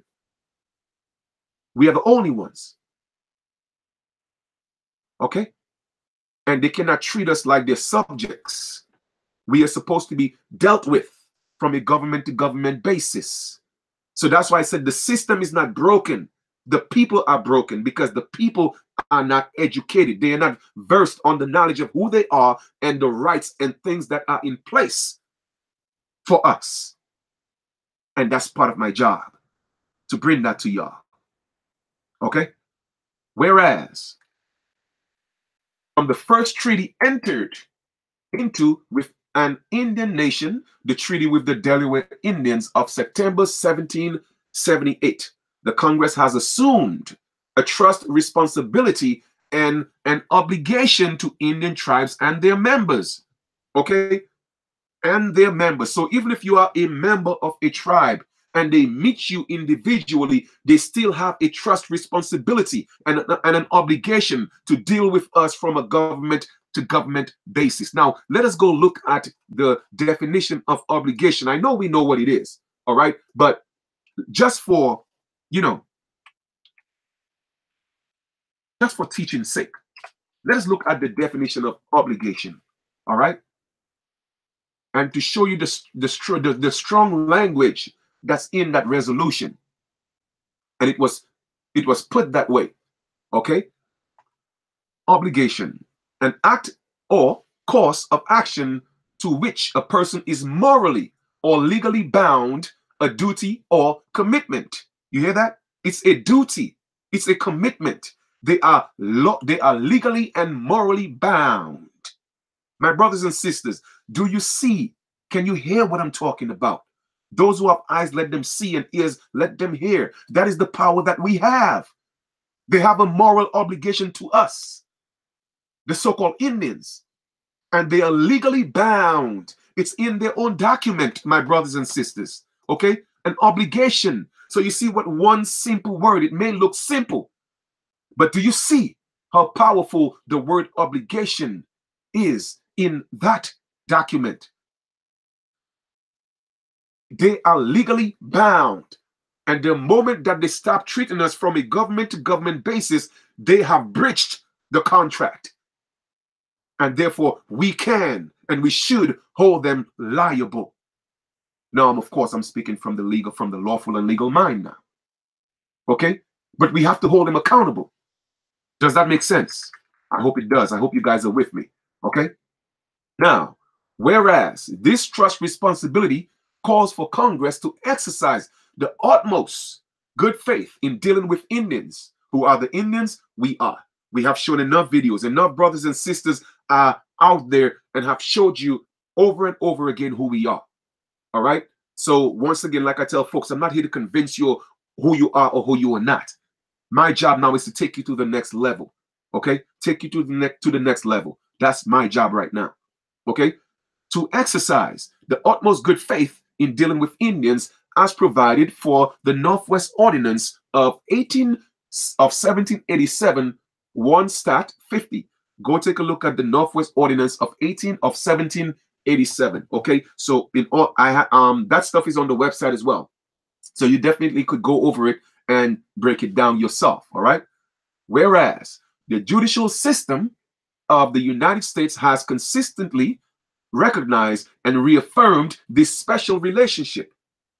Now, therefore, be it. Do you know what it means to be it? Be it means, you know what? It's in gold. It's already stamped. And of course, here goes that term again, reaffirmed and consistently recognized. But right now, they are being inconsistent because they are not recognizing who we are. You know why? Because we are not stepping up to hold them accountable. So that's why I said everything is free will. Free will enslave you, or free will can free you. It is up to you. It's your choice. And like I tell people, knowledge is power, yes. But what's more powerful than knowledge?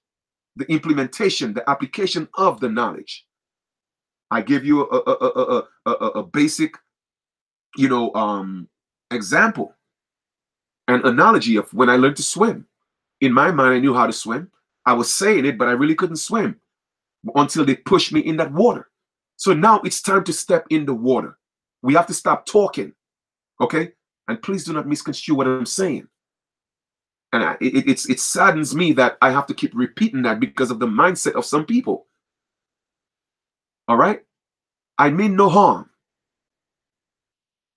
Number one, resolved by the House of Representatives, the Senate, concurring, once again concurring, meaning that it is still active, that one, the Congress on the occasion of the 200th anniversary of signing of the United States Constitution acknowledges the contribution made by the Iroquois Confederacy and other Indian nations to the formation and development of what? The United States. Okay?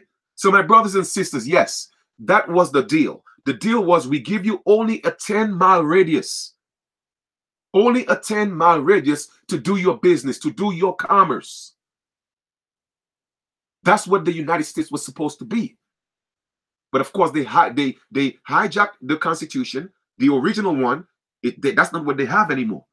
They have a de facto Constitution.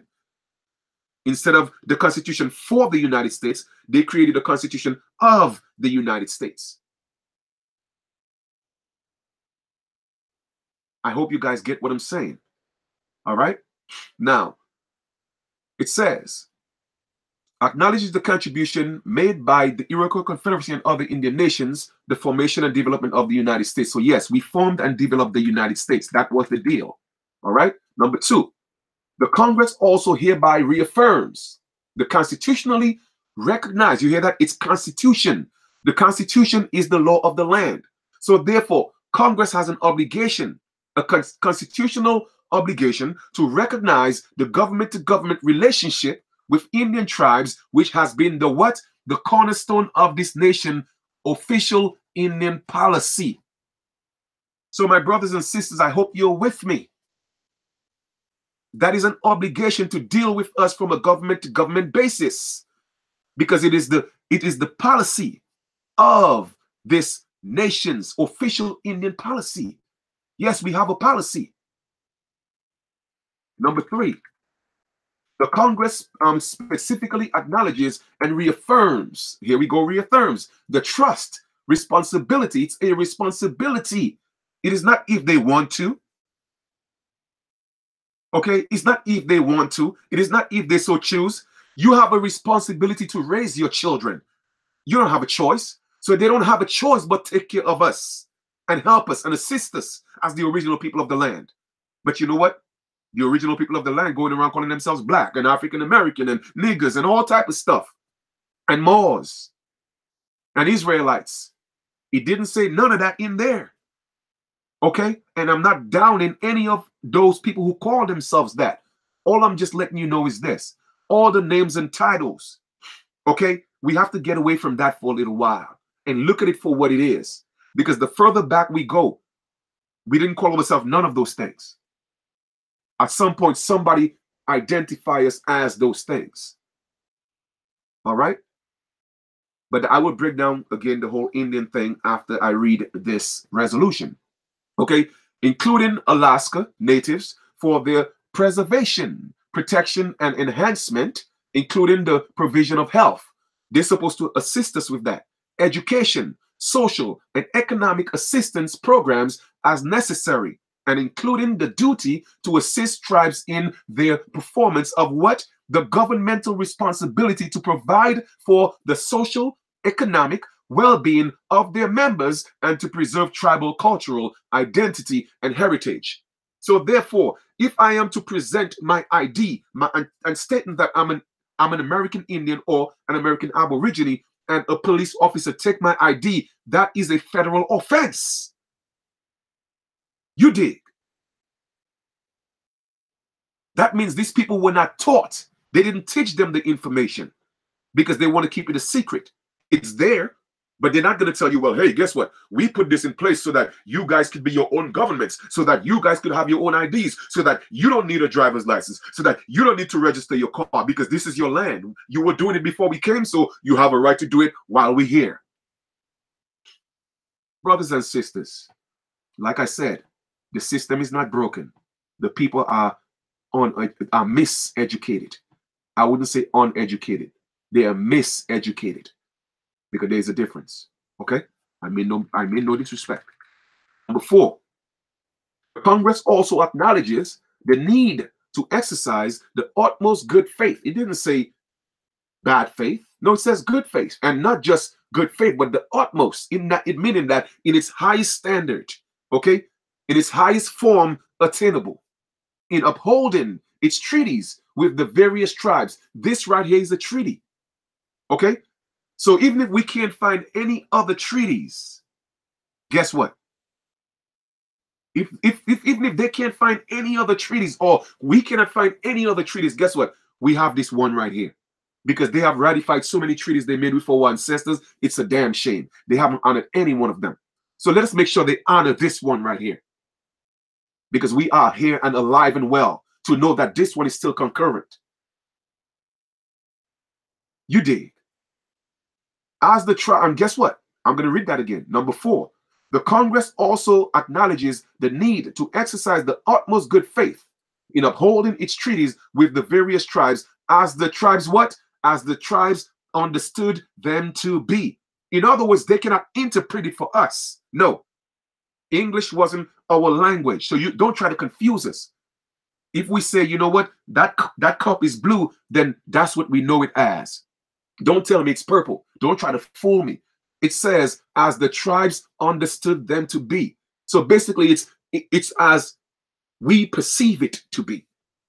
And the duty of a great nation is to uphold its legal and moral obligations. You hear that? It's a legal and a moral obligation for the benefit of all its citizens, so that they and their posterity may also continue to enjoy the rights they have enshrined in the United States Constitution for time immemorial.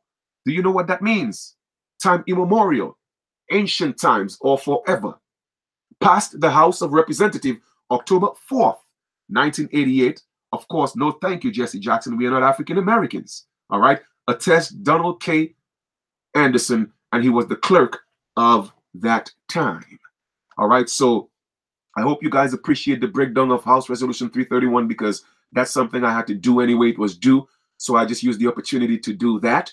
And I hope you guys comprehend and have a better understanding of this resolution and the tools that we have in our possession and we could use, okay, to get our respect, to step back into our throne, okay, to step back into our organic self. Now, a little word of advice. Yes, we were the people called or coined the Indians, but we cannot just loosely say that we are just Indians, because we were not called Indians before 1492.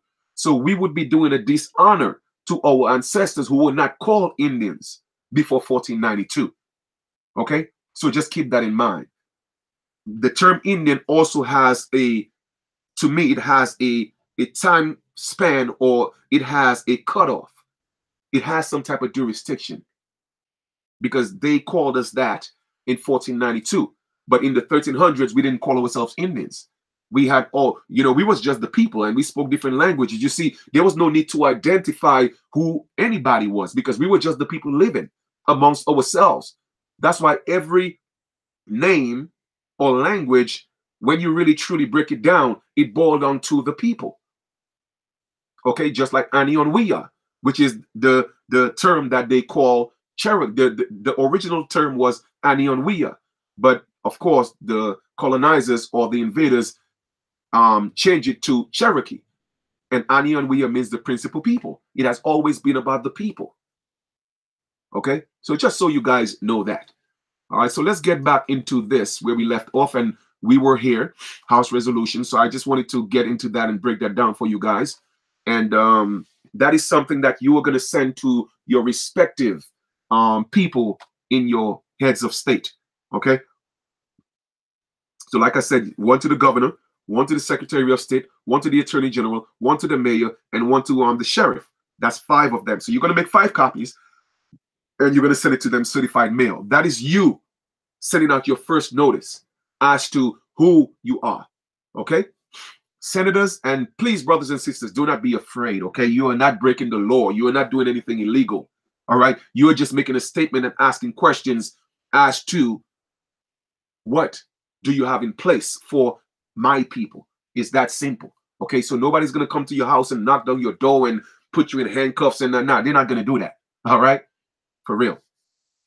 Senators and representatives come from every state to make up Congress. Therefore, each and every state is bound by the aforementioned resolution and maxims of law, as are their subordinate subsidiaries, agents, officers, employees, and affiliates. They are also bound to the Constitution for, not of, but for the United States of America. Several states with our ancestors, several treaties with our ancestors known as Indian, American Indian, and UNDRIP, the United Nations Declarations on the Rights of Indigenous People, which I've broken down for you guys, created on 13th September 2007, and ADRIP, the American Declaration on the Rights of Indigenous People, adopted at the 3rd plenary session held on June 15th, 2016. All right. It continues. Whereas we are fully cognizant that our people have been deceived, forced into accepting an unreal foreign status, yet we are the posterity of races found all over the America, including her surroundings, including her islands. Walter Ashby Plecker, if you haven't heard of Walter Ashby Plecker, please research that, along with countless others, was grossly instrumental with the reclassifying Aborigine indigenous peoples as Negro, mulatto, African American, colored, black, etc. As a result, we know the term on birth, death, and marriage records and other forms of documents also symbolizes code on the law, color of law for reclassified Aborigine Americans, aka American Indians. Whereas it is your duty and obligation to we, the American Aborigines, to secure and respect our Creator-given rights, man and woman created in the image of our Creator, the Great Spirit. I always like to go back to man and woman because when you take away all the titles and all the color, what you are left with, man and woman. So more than 100% of the times when I write my documents or, notices, I let them know I'm coming as a man first. Therefore, they have no jurisdiction over a man. All right, no jurisdiction over a man. They could limit jurisdictions on an Indian because Indian is the name that they coined us. So they could have certain clause and say, well, you know what? Indians can't do this and Indians can't do that. And hey, what can you do? But when you are a man or a woman, no one has jurisdiction over you except your Creator. So my brothers and sisters, again, I am teaching y'all to really put things in perspective. Stop spending so much time focusing on the labels. All right, who's a Moor and who's a this and who's a that. I've seen many Moors get slapped in jail. All right, I've seen many Israelites go to jail. I've seen many American Aborigines go to jail. All right, but when you are a man or a woman, they are not supposed to put a man or a woman in jail. A man or a woman don't belong in the court. They don't belong in the matrix. So once again, I'm showing you how to win. All right, how to win. You have to know how to deal with the bully. All right, it's that simple. Number one, how has your state, and those are the questions. And of course, as heads of state, they have an obligation to the people to respond. If they don't respond, then what I'm going to do is I'm going to do a follow-up video and do a next notice to show you the second follow-up of that notice and what it should be and what it should read like. All right. Number one, how has your state implemented UNDRIP, ADRIP, and House Resolution 331 over the last 10 years? So we are asking them over the last 10 years because it's been out. Number two, are all levels of government, to include each county, borough, districts, townships, etc., aware of the rights of American Aborigines indigenous to the Americas? And if yes, how are they implementing them? So now they just cannot say yes or they are aware. Well, you know what? Let us know. How is it being implemented?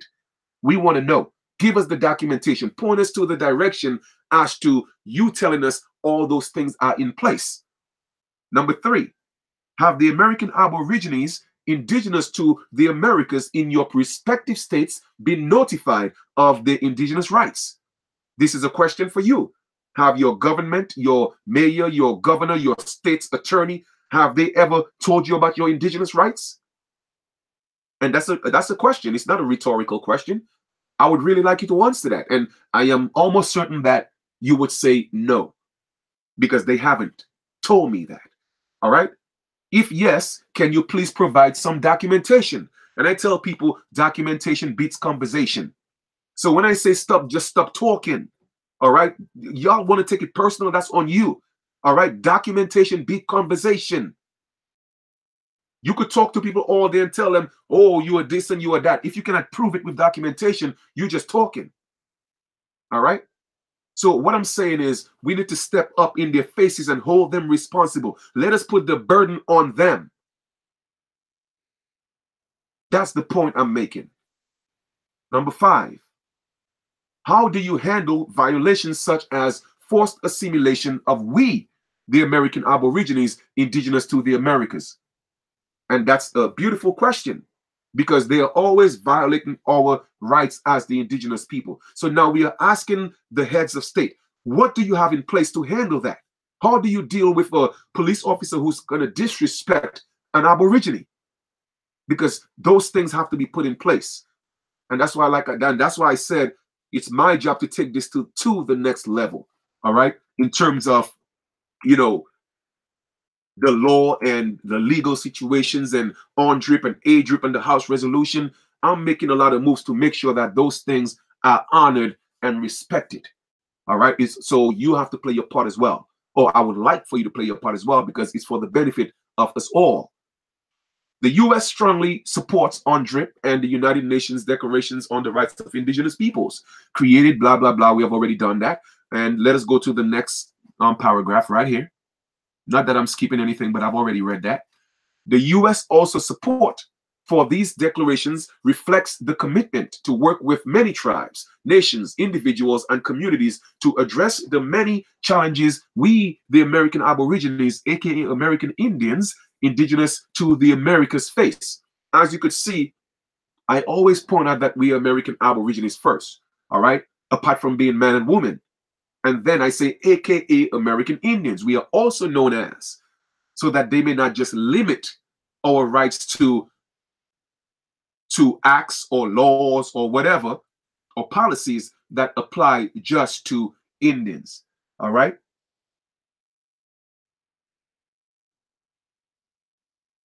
So just to let y'all know.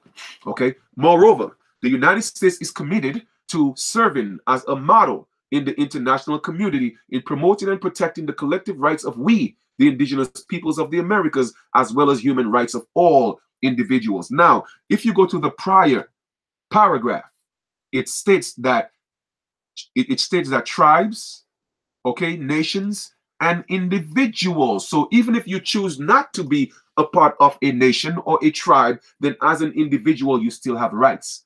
So just by you alone having your dossier, your rights should also be respected, and they should honor your dossier as to correcting your political status in their system. All right?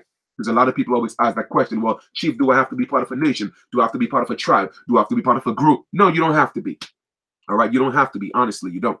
Okay, but it's always good to be part of a close-knit family that looks out for each other and not feel alone. So that is the only thing I'm going to say about that. Whereas the United States underlines its support for the Declaration recognition in the preamble that we, the indigenous peoples of the Americas, are entitled without any form of discrimination to all human rights recognized in international law, and that we, the indigenous peoples, possess certain additional rights. Why? Because we have been faced with so many forms of genocide that additional rights are put in place, and even more so, we are the original people of the land. So some special attention, yes, needs to be paid to us. All right. Whereas the United States expressed its obligation to Indians, tribes, via House Resolution 331, which I just broke down in detail, to deal with us from a government-to-government basis. These declarations and resolutions are treaties, agreements, etc., and they should be honored as good faith among honorable fellow men and women. We want to have a harmonious relationship with the United States while enjoying our ancient laws and customs. This was the vision our ancestors had when they welcomed your ancestors to our shores. Our wish is you respect and honor their legacy. Our creator-given rights are not limited to any declaration, acts, or resolution. I had to make that very clear. All right. We would appreciate your response as honorable fellow men and women within 21 days. Thanks for granting our wish in all that was required of you to answer.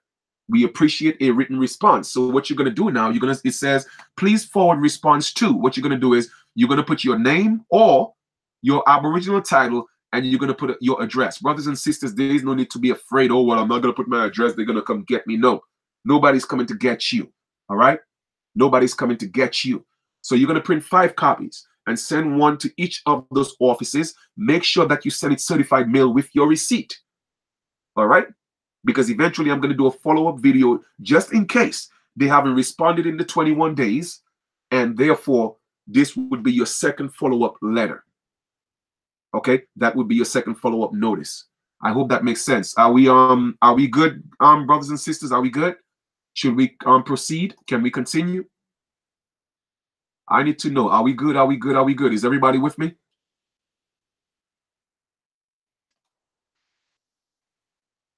Okay. Back on our nation's website. Is everybody with me? Okay, just making sure, just making sure, just making sure.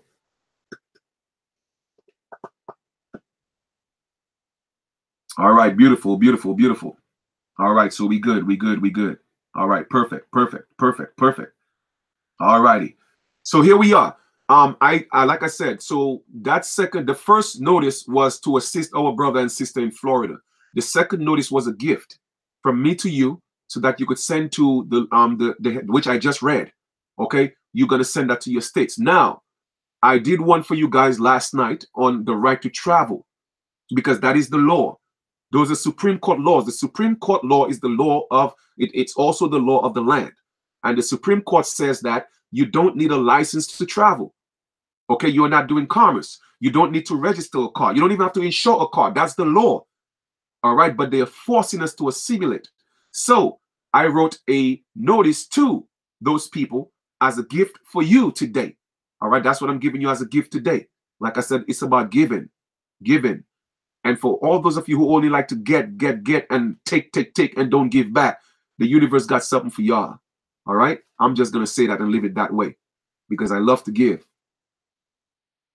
Okay, but I like to receive too, just so y'all know. Y'all got to show some love. All right, so here we are. I wrote this for you guys, and it's in the link below. All you have to do is just click on it, go to the site, and download it. Now, I was trying to put it as a doc, but it wasn't allowing me to, put it on the site like that. So what you may have to do is, you may have to print this out and type it over, or if you have Word, convert it into Word. All right, convert it into Word, and then you could put in the the pieces. All right, so I'm gonna break this down to you guys. Let me make it a whole lot bigger, and it's only a one-page notice. Sometimes less is more. You have to get right to the point and be precise. So now, brothers and sisters, that is part of my way of combating the Real ID Act. You see, I'm showing you guys what action does. Okay, what action does. All right, this is now stepping up into action. They're trying to pull us back into a deeper sense of slavery with the Real ID Act. They want us to contract more. But here I am. I'm giving you the tool so that you could rebuttal that. Okay, because that is not law. Yes, it's legal, but it's not lawful.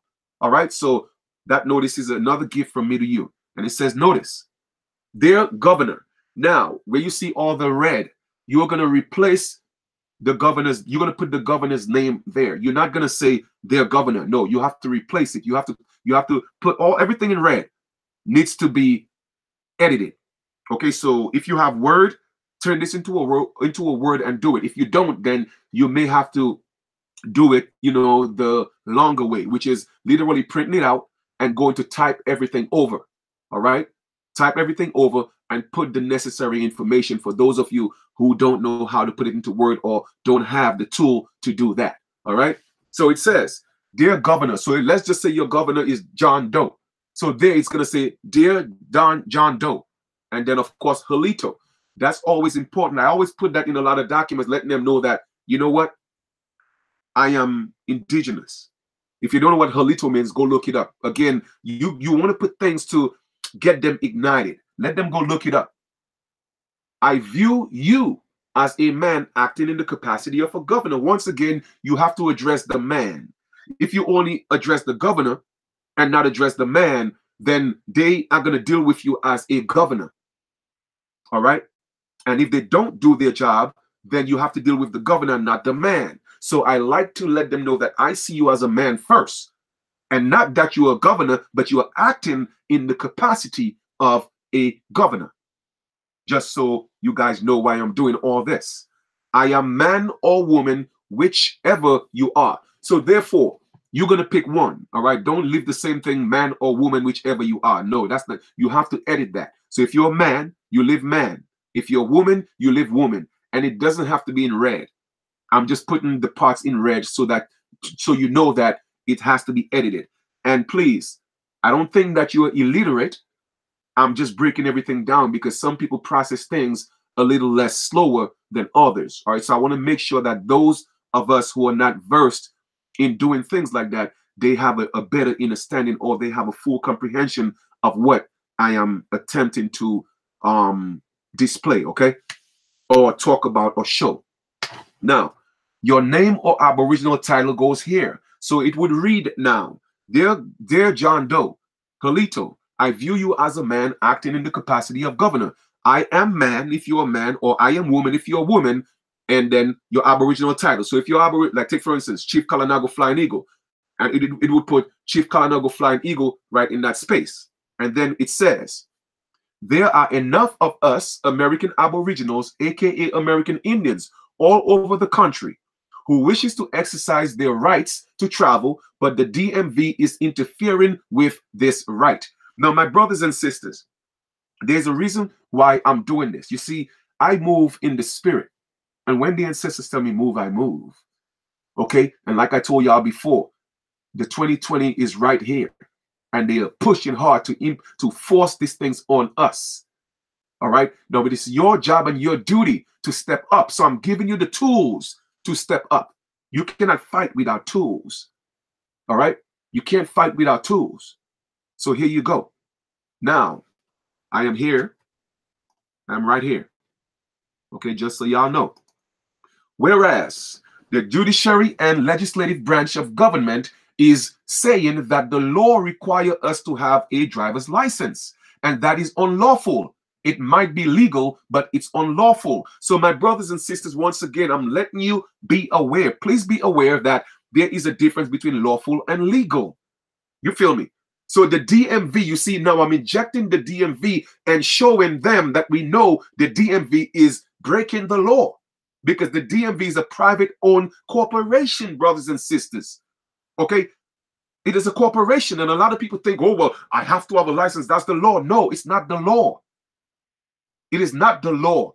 They are forcing you into a contract without the full disclosure of the contract. And there's no free and prior informed consent.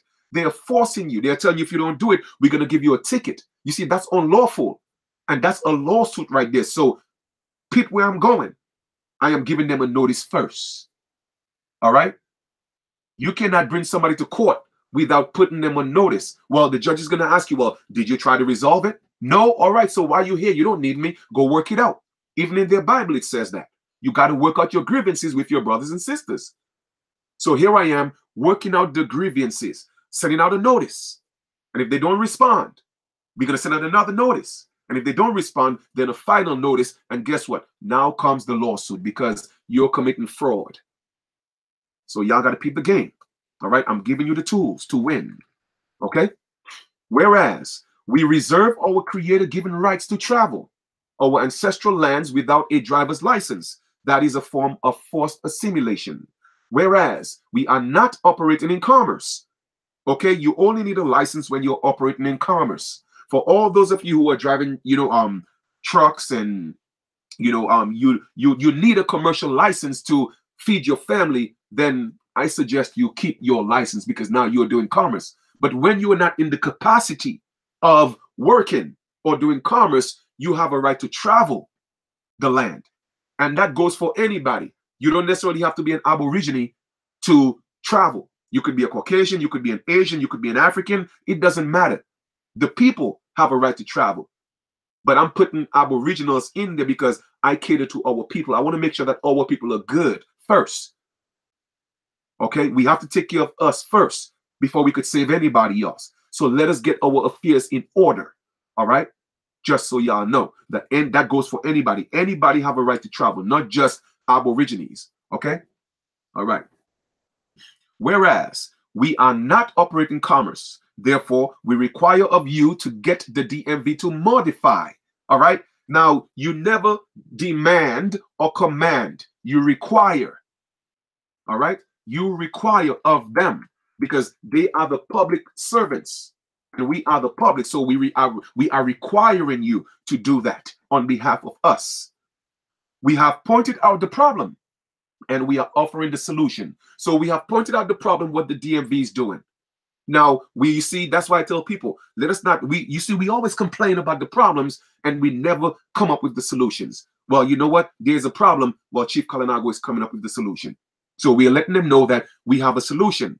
For everyone who turns in their license, they have to provide a special tag made for the people who wishes to be exempt from using a driver's license when traveling, or the people can make up their own in order to alleviate the burden of cost on the state. So you see, now I'm showing them where we're going to save them the money.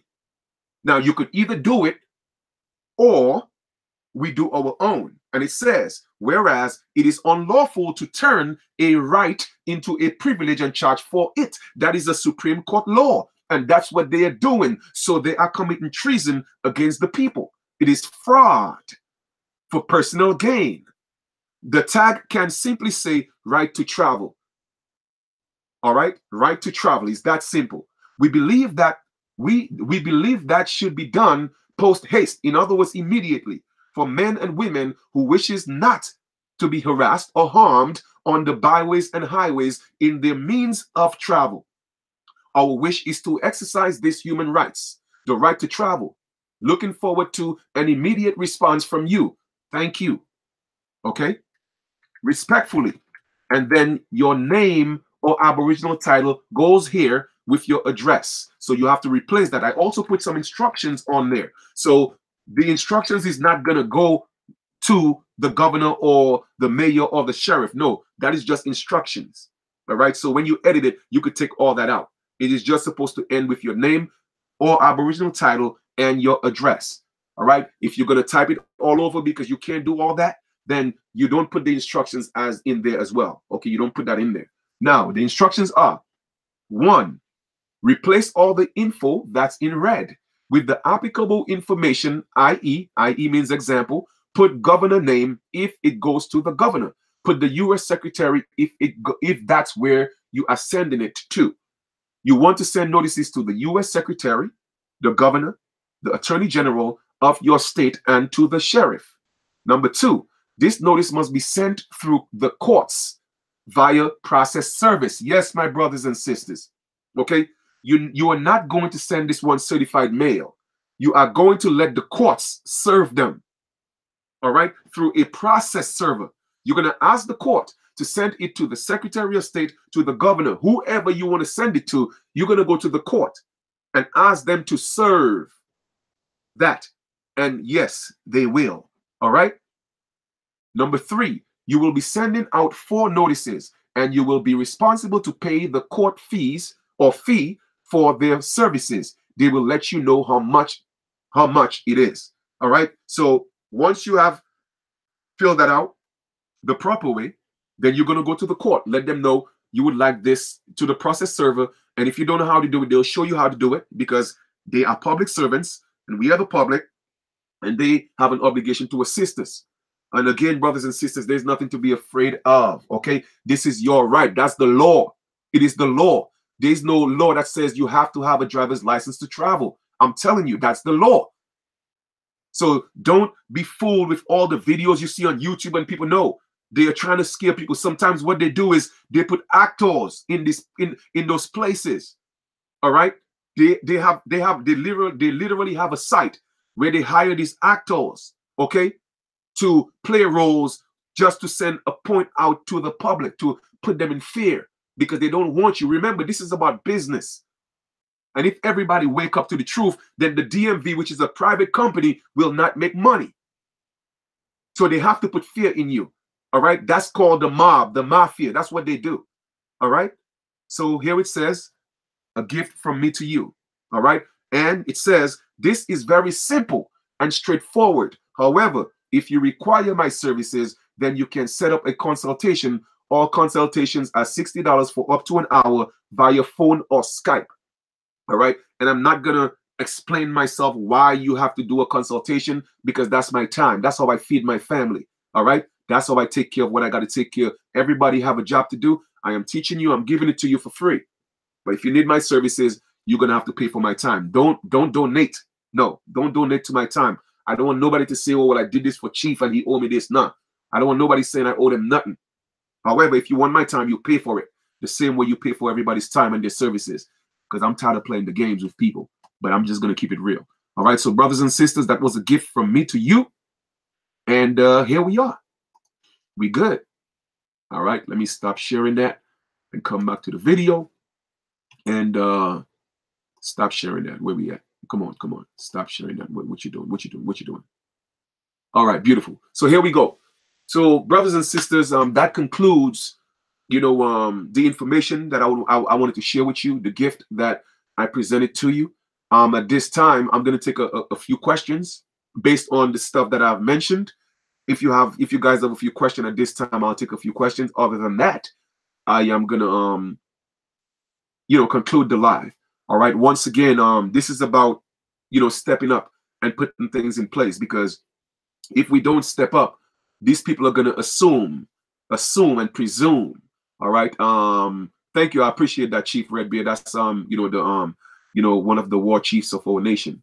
All right. So I just wanted to do that for you guys and share that information for with you, because once again, honestly, man, a lot of people don't know how to do these documents and write lawful and legal documents. So I just wanted to make sure that I'm able to facilitate, okay, my brothers and sisters. I am truly a giver of my people. I want to make sure that my people are good. Enjoy the fruits and labor of the Garden of Eden. And when I say the Garden of Eden, I'm talking about anything that's plentiful, where there wasn't a need for anything. That is the concept. It's an allegory. The Garden of Eden is an allegory. All right, where everything was in its plentiful. But the thing is, people got greedy. We got greedy, so we had to be kicked out of the Garden of Eden. And now, for you to get back into the Garden of Eden, you have to have a license. All right. So I'm trying to show you how to get back into the Garden of Eden without a license, but your heart got to be right. Your heart got to be right. Your heart got to be light as a feather. If your heart is not light as a feather, then you are going to fall. You're going to fail. All right. And that's just a fact, man. All right. You say, I wouldn't keep this video up long. Oh, no, I'm not. It's going to stay up. Bro, I ain't got, this is the law. This is public information. I'm not afraid of what? I'm teaching. You know what I mean? What am I doing? I'm not committing any crimes. I am not talking against the government. I'm not doing none of that. I'm teaching the people the truth. It's public information. You know what I'm saying? So I'm not worried about that, brother. That is just a fact. All right. And I'm just bringing the knowledge to the people. So the video is going to stay up. You know what I'm saying? So it is what it is. There's no fear in me. I'm not going to live my life in fear. There is no such thing as death, brother. If they you know what? My people got the information. Because each and every one of us got to play our part. So I'm just playing my part. And when the time for me to go, this physical body for me to go, it is time for me to go. I cannot stop it. No matter what I do, okay, I could never escape my fate as to when my spirit wants to leave this physical body. You see what I'm saying? So it is what it is. All right. For, the truth, that's just the truth. Because a lot of people are afraid of death and, no, they're going to do this, they're going to do that. Do what? Put a gun in my head and what? Blow my head off and then what? What? The body goes back into the ground to recycle with the trees, join my ancestors. My spirit goes back to the source. I mean, literally, well, thank you. Thanks for giving me a free ride home. I mean, that's the most I'm going to say. So I'm not going to stop teaching my people. I'm not going to stop giving them the truth. I have no fear. You feel me? The DMV is a private corporation, and that's a fact. Just like how paying taxes is optional. And I'll do a video and explain all of that too. You feel me? My thing is stop abusing my people, man. Nah, enough is enough. I'm tired. And that's why I tell people, don't take this shit personal, man. Because I'm not on no personal bullshit. I'm like, I'm doing this for real. For real. You know what I mean? So whether people want to support or not, I don't even care, yo, for real. All I'm just saying is when you hit me up, you're going to pay for my time, because people always want to support everybody else. When the Chinese, you go to the Chinese for service, you pay. When you go to the Japanese for service, you pay. When you go to the Caucasians for service, you pay. And I'm talking about many different ethnic Caucasian groups, because they're all not the same. Okay? When you go to the Arabs, you pay. When you go to the Africans, you pay. How come when it comes to our own people and you have to pay for our services, oh, well, you know what, man, chief charging, you shouldn't be charging for knowledge. What? I'm not charging for knowledge. The knowledge is free. I'm giving it to you. Shoot, I'm writing documents for you alone. That document alone, with the amount of meditation and the spirit I put into it, that alone is a $250 piece of document right there. How much is how much is too much for your freedom? That's what I want to know. And that's why our people suffer. And again, go look at the etymology of suffer. We are allowing these things to happen to us. And we could do things about it, but we are not. And a lot of people, you know what? Yes, they don't know how to do it. So that's why I'm showing you how to do it. I am teaching you how to fish. So I'm not just saying, hey, here's a document. You see, I took my time. I broke it down and tell you exactly why I did these things. So now you could start practicing. You feel me? So even if they decide one day, oh, we're going to take Chief out, guess what? we got another 10,000 people who know how to do it. And then that 10,000 is going to teach another 10,000 until they be like, you know what, man, we can't stop them. We just got to let them be. And that's what we want. All we want is just to be in our home and be who we are. It's that simple. Okay? It's that simple, man. We just want to be left alone. Shit, you ain't even got to give us nothing. Just give us back our land, okay? And you keep a little for yourself. It's all good. We're not selfish because the American continent is vast. I mean, when you travel, you see the vastness of our land because that was supposed to be the deal. You get a little to do what you want to do with it, okay? And treat us with respect. But you're not honoring the original people. So I'm not going to sit back in fear because these people are abusing my people. No, man, I'm not going to do that. Like, real talk. I'm not going to do that. I'm going to step in their faces and be like, yo, y'all got to get this right. Because this is who I am. And I deserve this. It's mine. Period. And America will never be great again until the original people are restored. That's what I'm putting out there in the universe. Okay? That's what I'm putting out there in the universe. We built it, and I will ask my ancestors to destroy this whole place so that we could build it again. Trust me. That's the kind of spirit I have. Period. Okay? I'm asking if they don't straighten up and do what they're supposed to do, I'm going to ask my ancestors to burn this down. Okay? And that's not a threat, it's a promise. So I'm not saying I'm going to do anything. I'm asking my ancestors to do it. So you see, I'm choosing my words very wisely. You feel me? Because I don't want nobody, oh, well, you know what, damn. Chief, man, they came and got Chief because Chief said he's going to burn down. No, I'm not going to burn anything down. I'm asking my ancestors to do it. Okay? I'm asking my ancestors to do it because they built it, we built it, so therefore we could build it again. You see, it's too much fear, man. Too much fear out there. It's that simple. Okay? It's too much fear. And that's why they're taking advantage of us because they got us weak. They got our men wearing panties. Our women want to wear boxes now because they want to be men, you know, messing up the balance. Come on, man. We can't be having that, man. No. Period. So instead of saying, let's make America great again, let's make Atlanta straight again. Okay? Let's make Atlanta straight again. Because Atlanta is a very, very, how would you put it? It is holy ground. You see what I'm saying? And they had to put that energy there to keep the spirits of our ancestors down. So I'm saying let Atlanta be straight again. I ain't biting my tongue for nobody. For real. Okay? So I just wanted to share this with y'all. And like I said, once again, when I do these videos, I get passionate. All right? It's not because I'm here to, I ain't got beef with nobody. Honestly, I don't. But like I said, at some point, we have to step up and start taking the actions. All right? This is the law. And these people are violating the law. They are not above the law. But the only thing is you are being abused is because you don't know. And there's nothing wrong in not knowing. But when you know, you're supposed to do better, man. You're supposed to do better. They say when you know better, you do better. That's not true. Because a lot of people know better and they don't. So I'm going to rephrase that and say when you know better, you're supposed to do better.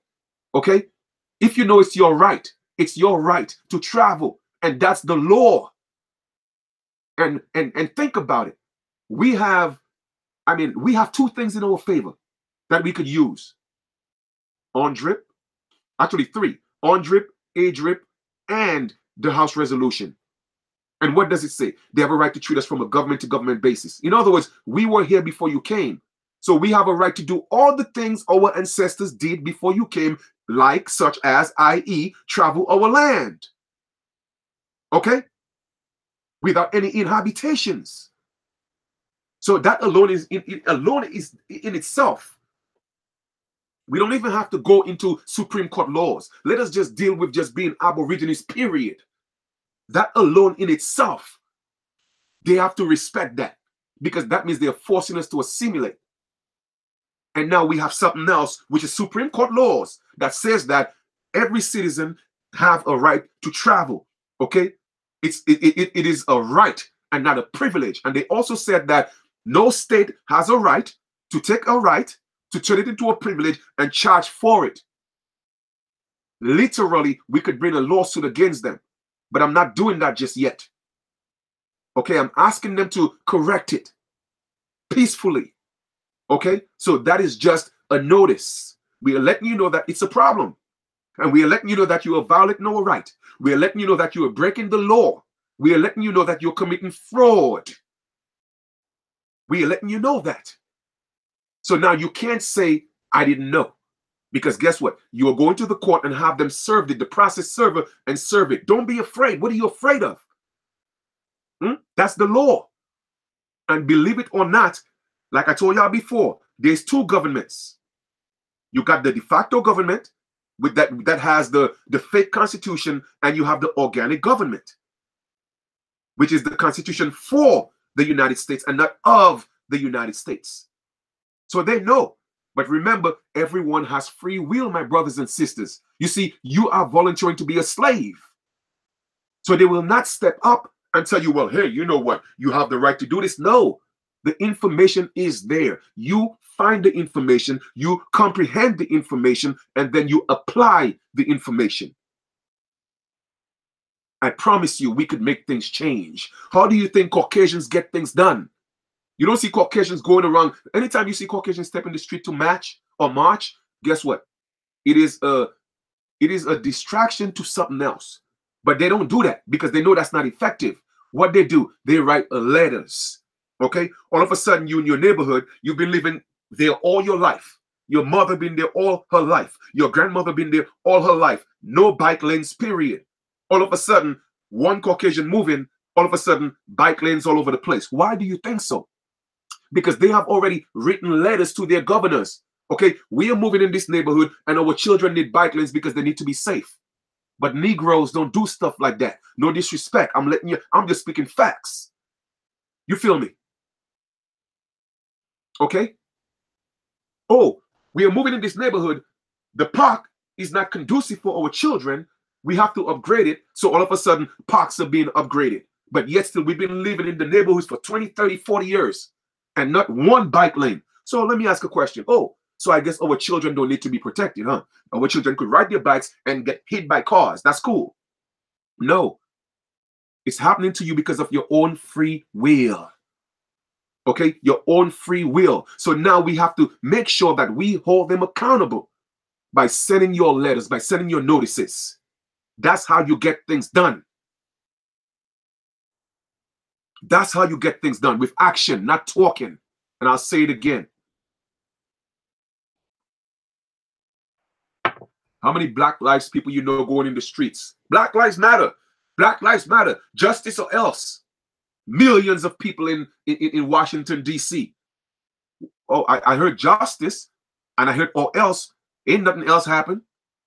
Don't you know that just is just is? It just is what it is, Negroes. Y'all ain't getting shit done. You feel me? But I'm showing you how to get results. I guarantee you, if each and every one of you apply this and get your brothers and sisters in your community, okay? Make extra copies. This is what we're going to do. This is the law. I guarantee you it's going to change.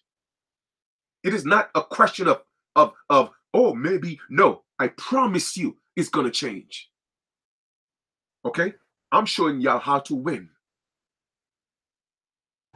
Exactly. That's what they do. Because you see, our people is just used to just barking. But let me tell y'all something.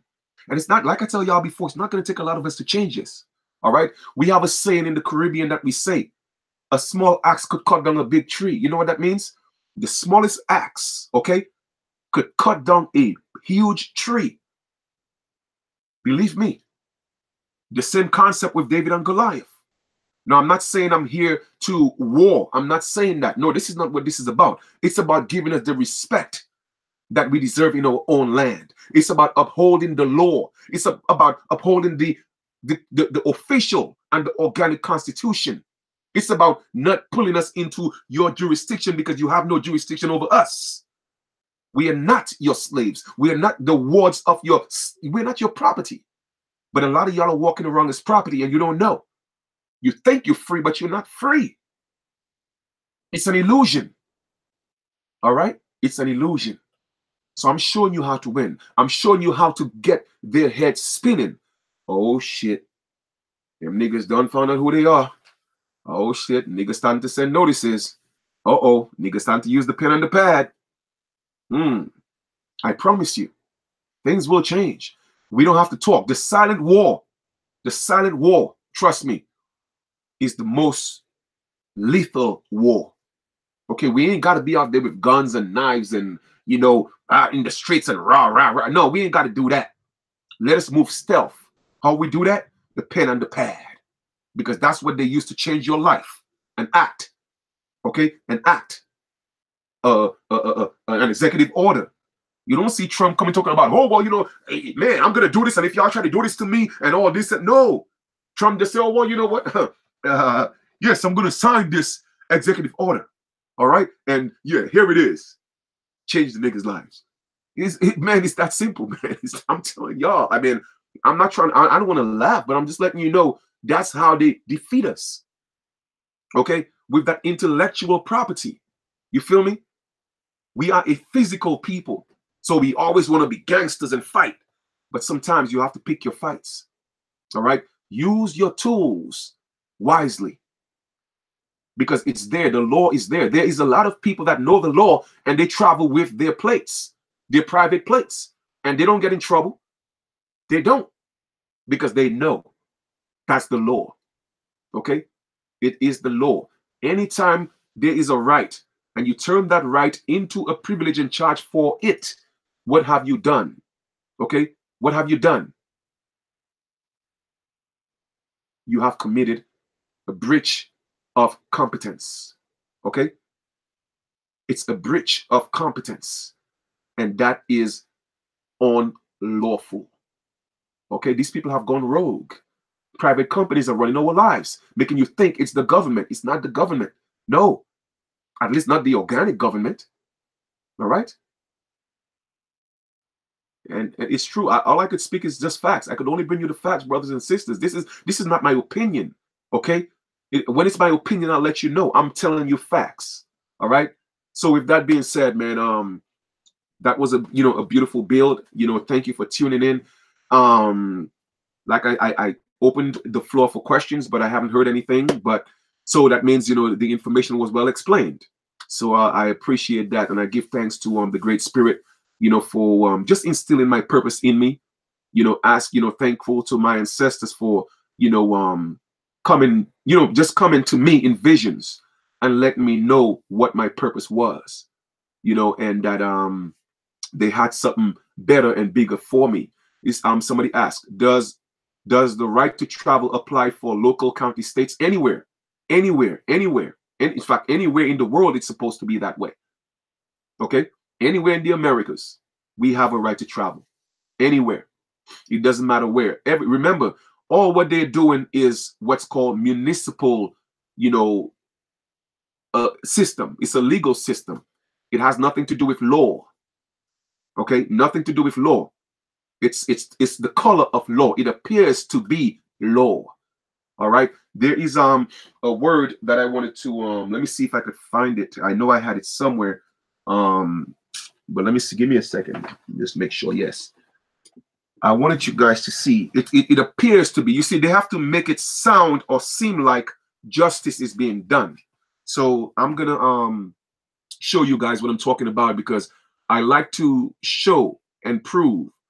Oh, and once again, we have our peace chief in Virginia. We also have our peace chief, our war chief in Long Island, and we also have our prime minister, on right there for our nation. Like I said, we're doing what we're doing.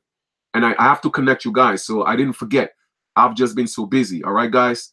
I've just been so busy. You're welcome, Video Mixes. All right, so I'm gonna share this with you guys. Let me see. Let me go back here again.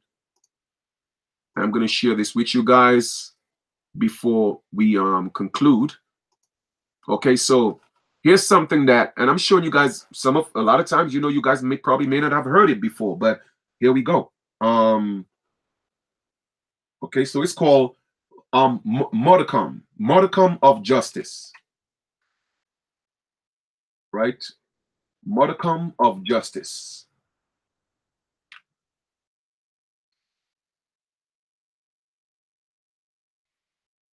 Okay.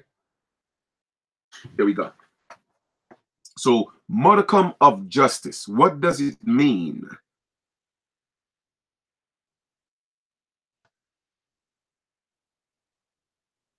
So, like I said, when it comes to law and legal, you know what I'm saying, I'm thankful that I'm versed. You know what I mean? So, it's definitely a gift. All right. Explains modicum of justice. So here we are. All right. Let me just. I mean, of course, I could have just basically told you what it meant, but I want you to see it for yourself. So modicum is basically a small amount. All right. I'm reading here. A small amount, moderate. Okay. Token amount. England still expects a modicum of eccentricity in its artists. All right. Trifling. You see that?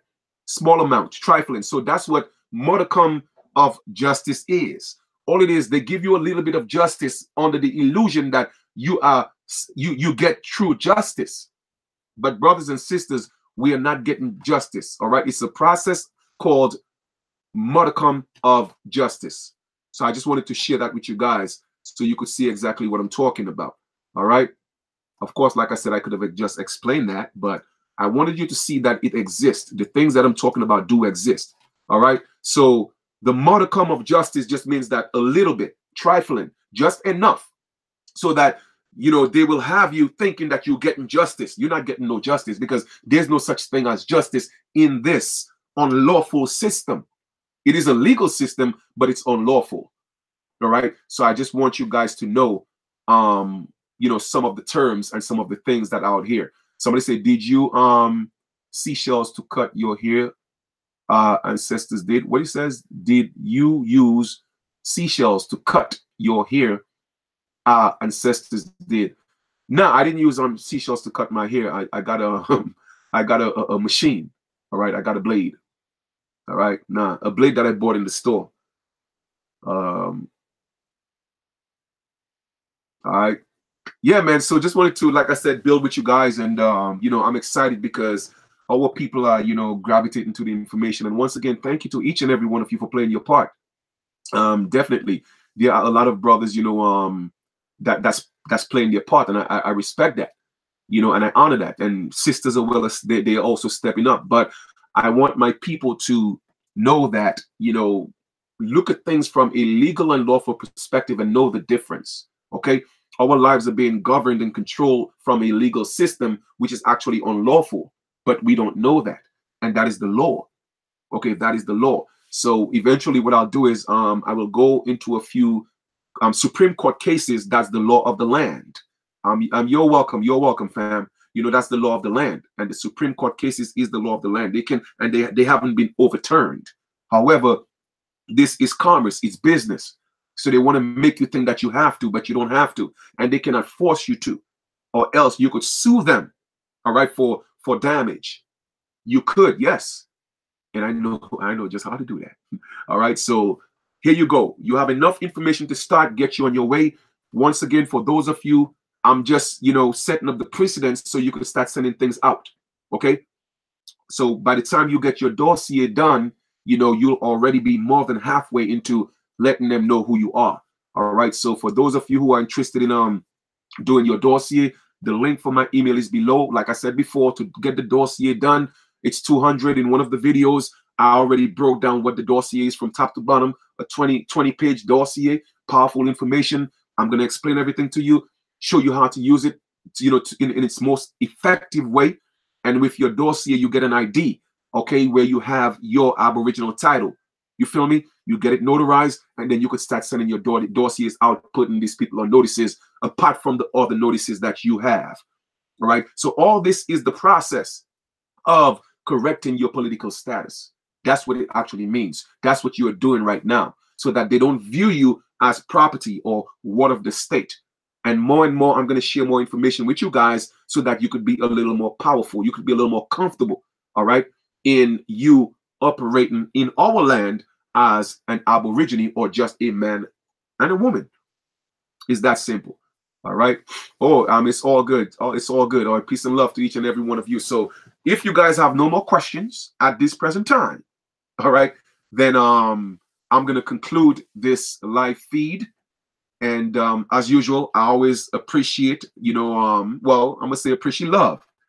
Yeah, I always appreciate love, your energy, your time. You could be anywhere else, and you chose to be here, so that means a lot to me. Um, Also, what I'm gonna do is I love to give, so essentially, or eventually rather, what I'm gonna do is every every 100 subscribers that I get, every 100 subscribers that I get, the 100th subscriber will get a free book. Okay, because I believe that the channel, needs to get more subscribers soon, because we need to start putting that information more there. All right, because we have to start getting them tools. We have to be able to equip ourselves with our swords. All right, and when I say your swords, I'm talking about your tools. You feel me? That's why in the Bible, the allegorical Jesus said, sell your cloak and go buy your swords. All right, so that's exactly what I mean. That is your sword, your tool, your pen and your pad. That's your sword. So you have to learn to use it effectively so that it could change your life for the better. All right. And that's what this is all about. Okay. So for every 100 new subscribers, I will give that person a book. And also for every 500 new subscribers, meaning that when I will start monitoring it from today. When it gets to 100, because you normally get a notification to that says who subscribed. I will make an announcement, and they will get a book, and then every 500, that individual will get a free dossier. Okay, I will do your dossier for free, including the ID. I'll pay for everything. All right, and I'll mail it to you for free again. I mean, that's gonna be a gift from me to you. All right, so I'm just playing my part and giving back in the best way that I can. All right, and to break things down for you and to let you know that there's no need to be afraid. There's a reason why a lot of other ethnic groups are stepping forward more than us and are advancing more, because they are not afraid, because they know the law. First off, when they come here, they don't come here as dead people. They come here already being classified as a white status and not in color. You even have Africans, dark-skinned Africans, who come here and they are considered white. All it means is that they are not citizens of the United States. Again, brothers and sisters, all that stuff is just statuses. But when you call yourself black, it means that you are dead within law. So they know this, and that's why they're able to come get grants, loans, land, businesses, and we wonder, well, how come they get to do? Well, it's because you know what? You're not stepping up. That's the problem. All right. That's the problem. You are not stepping up. You are afraid. You're scared. Oh, well, they're going to do this. Well, they're going to. No, they're not going to do a damn thing. Okay. They're not going to do anything. What they are going to do is respect us. All right. But enough of us need to step up. So you have the tools, and I've given it to you, and I have more to come. So it's up to you whether you want to use it or not to change your life for the better. Okay. To start living life opposed to surviving. All right. I want to take my people to a point where we don't have to pay rent. We don't have to buy food. We don't have to pay for electricity. We don't have to pay for water. You see, once we take care of those basic essentials, then we have more time to focus on the bigger things that we need to and get things accomplished. But because they have so many people stressed out, okay, they cannot focus. They can't think. They're caught up in the matrix, so many distractions. And that's why I'm so honored that you guys are not distracted, because you are here. You feel me? You are here getting the information so that you could apply it. And even before you apply it, everything that I tell you, research it. And after you research it, cross-reference it. And after you do that, I want you to insert and then apply. Don't just rush into it because, oh, well, Chief said that. No, okay? I'm only merely here to provide the information. Make sure it resonates with your heart. All right. And stop being afraid, because they know who we are. And I spoke of an experience I had in Florida with the court officer. Yes, he was a pale man, but he didn't know that we were the original people. He didn't know that. He didn't know there was such thing as American Aborigine. He didn't even know we was the American Indians. He thought it was the natives. And when I told him everything we went through, the officer literally cried. You feel me? And then after I left him, I went to sit down doing my chanting and my meditation for my brother and sister. And then he came back to me, and they could verify all what I'm saying. The man came back to me after 20 minutes and said, Chief, I mean, sorry to bother you, but can you tell me more? I'm shocked. He said, Chief, I've been on the job for almost 30 years, and I've never heard that you I've never heard of a Supreme Court that say that, you know, you don't need a license. He said they don't teach us that. All they tell us is this is what you have to do, and we do it. And he was honest, because when I approached him and I introduced myself, his shoulders kind of went up. But when I accepted his oath, his shoulders went down. He became a peace officer, and we had a beautiful conversation. And the man literally cried. The man's eyes were so red, and he appreciated the knowledge. So that's why I tell people I don't want to get caught up with the color of skin. Everybody is miseducated. Okay? They are miseducated. And that is the law, but they don't want you to know. And they have all people crowded up in all these cities paying rent and stressed out and hustling each other and stressing each other out and the crab in the barrel mentality. Man, we have a land, man. Our land is so vast and so huge. We don't need to be in this inner city struggling like that. We don't need to be there. But that's what they want you to think. And that's what you choose to do. Okay? You choose to do that. It's called free will. All right? So to conclude this, free will can enslave you, or free will can free you. The choice is yours. It is yours. Okay? And yes, they will respect it because they don't have a choice but respect it. So don't be afraid. Pardon me. Don't be afraid. All right? So let me see how long I've been on here. I know I've been on here for a minute now. Okay, it's been a while, I guess, since I've been on here. Okay. But with that being said, I want to thank each and every one of you for Mr. Charles for the $10 gift, to the super chat. I appreciate that. All right. I appreciate that. So shout out to each and every one of y'all. And we got moves to make, man. We got a lot to do. And I'm looking forward, to 2019. I am. Because a lot of things are going to unfold, and this is deep. It's deep. But a lot of things are going to unfold, and a lot of us are going to step up in the right direction, and a lot of us are actually going to descend. Okay? And that's going to be a sad thing, but it's nothing we could do to save a lot of people. That was just their purpose. Okay? That was just their purpose. Now it is our job to step up and put things in place for those who are lost. All right? So that we could secure them, so that we could protect them. Yeah, I know. I mean, I know I keep going. I know that. But I want to go eat something, and like I said, I got moves to make, man. So but I really don't want to leave. Honestly, I don't. But if you guys ask them, you see, for me, I don't just want to come do videos and talk. I want to come to the point, give the information, and be out. You feel me? This is not just about coming to talk. No, man. It's about coming to give the information and do what we got to do, and let's take some action. But if you have questions, I will answer the questions. I will stay and answer questions. All right?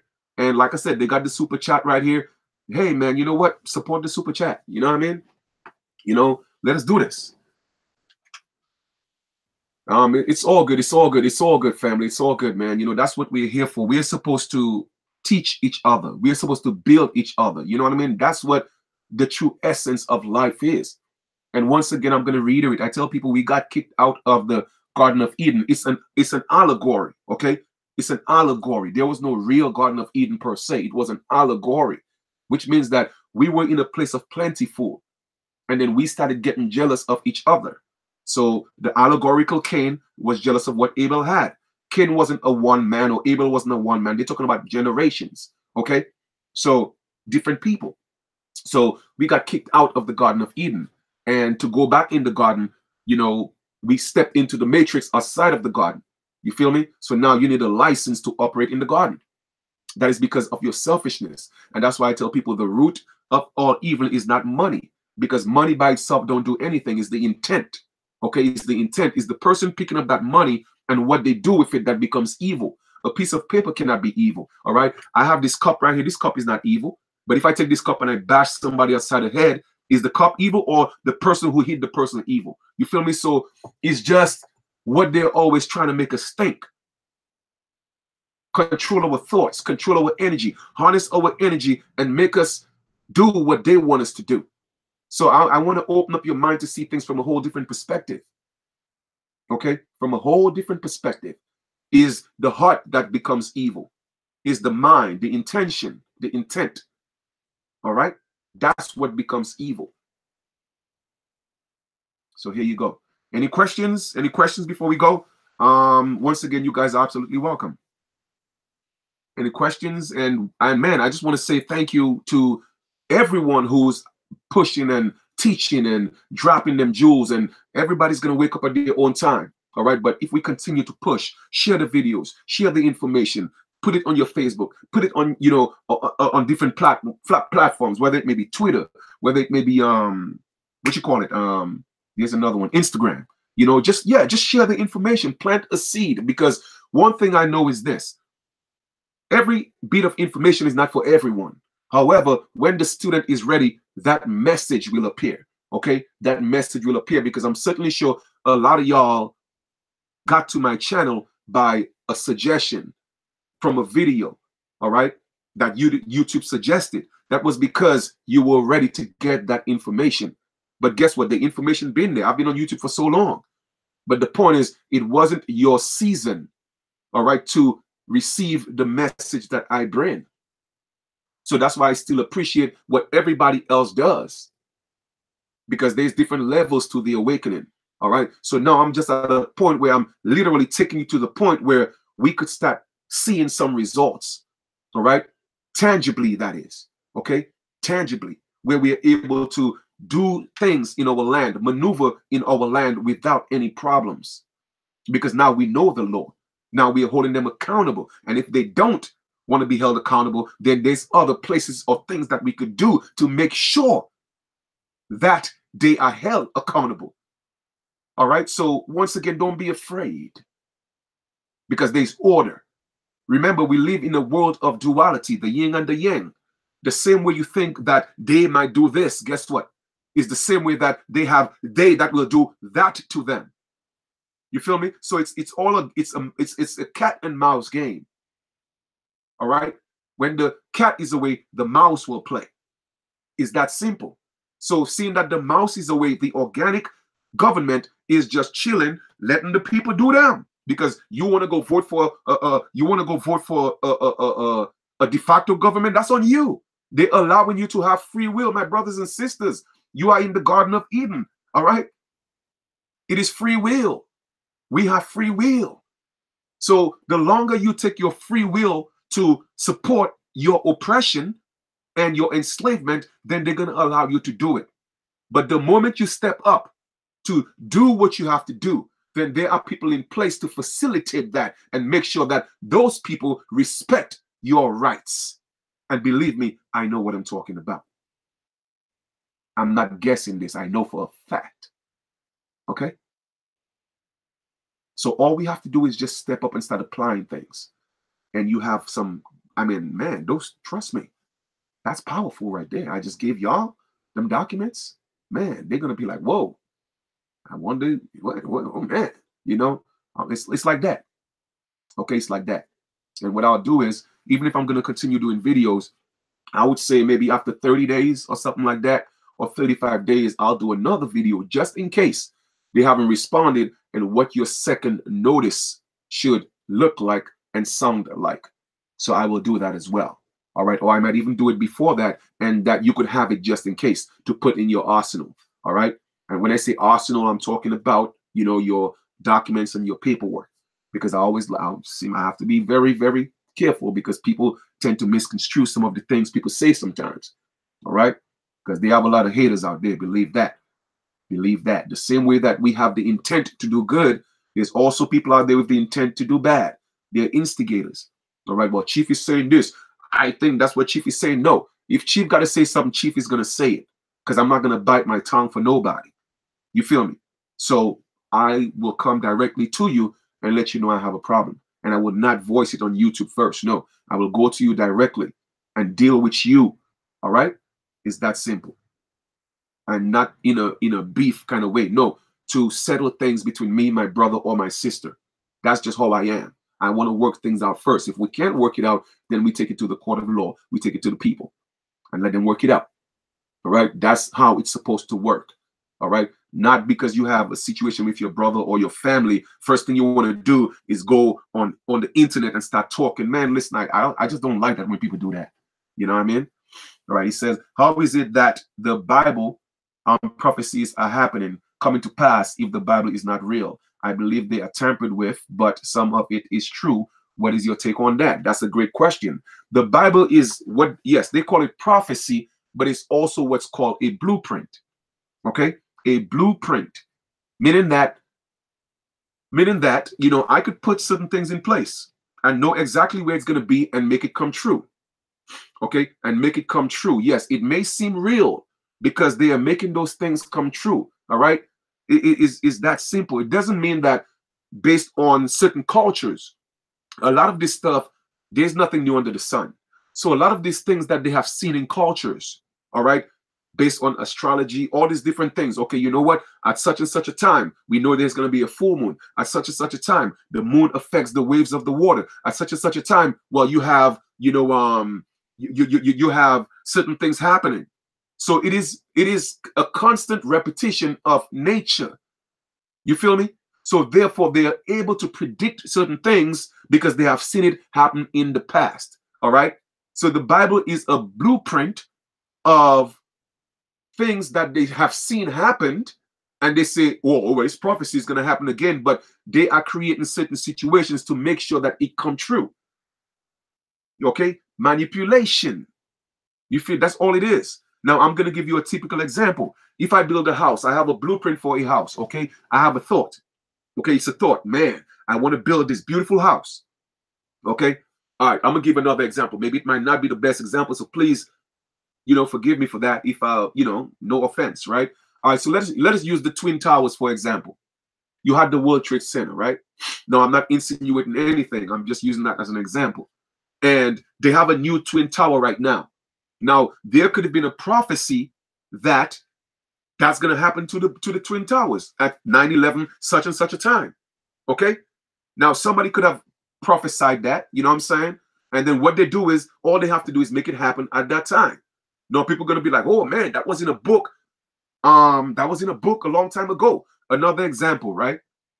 When Donald Trump supposedly was running for election, they had in the cartoon Bart Simpson with Donald Trump going up an escalator, doing a thumbs up, and the same thing happened. The same thing happened in reality. Now, was that prophecy or was it planned? So again, there's a very thin line between prophecy and something that's planned to make it happen, a blueprint. But yes, there are certain things when people have visions. Okay, people have visions or dreams of things to come. Yes, that's possible. But it's like ordinary men and women who have visions and dreams. So don't get me wrong. Yes, the Bible has some jewels, but it is not what we think it is. It is all based on interpretation. So I tell people, stop letting people tell you what it means, but take your time, sit down, go within and analyze it for yourself. Let it make sense for yourself. All right? Because I'm going to ask you a very simple question. Before we spoke English, before we wrote anything, before we even opened our mouths to speak, we communicated telepathically. So where was the Bible then? Where was the Bible? You see, that's the question I'm asking. So in other words, we survived for so many millions of years without even writing anything down, without even being able to talk. And we survived, and we honored, I'm certainly sure we honored some superior being because we saw it coming from the animals, the trees. So we knew that there was a higher power. But man, in their own understanding of what it all is, they put that all in a book. And of course, it's been misconstrued. All right. And the teaching and the interpretation to turn people into slaves. Now, I tell people, think about it. You are here believing that your God would literally put you in slavery for 400 years. Like, man, I don't want to serve that kind of God. Not like real talk, you know. I don't want to serve that kind of God. Nope. You know, I don't want to serve that kind of God. All right. Because the creator that I believe that exists, only love. Okay? The creator that I subscribe to, only love. The creator that I subscribe to don't kill. You feel me? No. But life is set up in a certain way where things will happen. That's just nature. It's just nature. And one of the biggest blasphemy is to believe that you have a God that could do bad. All right? That's crazy. So for people to think that their God would send them into slavery, man, that's great. Nah, no. They planned that exactly the way they wanted it to work. That was all planned. All right. So didn't the European bring the Bible over? Yes, they did. And did we have the Bible before them? No, we didn't. All right. So we didn't have that in the Americas. We all had, and that's what I tell people. That is their stuff. But of course, they used a lot of our culture, a lot of our locations, geographic locations, and injected that in the Bible because the plan was to overtake the American empire, the people, that land of milk and honey. All right. So they had to inject things in there that would sound familiar to us so that it would resonate with the spirit. So it was all by design, but we didn't have none of that here. We didn't. Okay. We didn't have none of that. Each tribe had their own culture. They had their own gods. They had their own spiritual practices. And we have thousands of tribes. And that's a fact. Okay. So just wanted to clarify that. All right.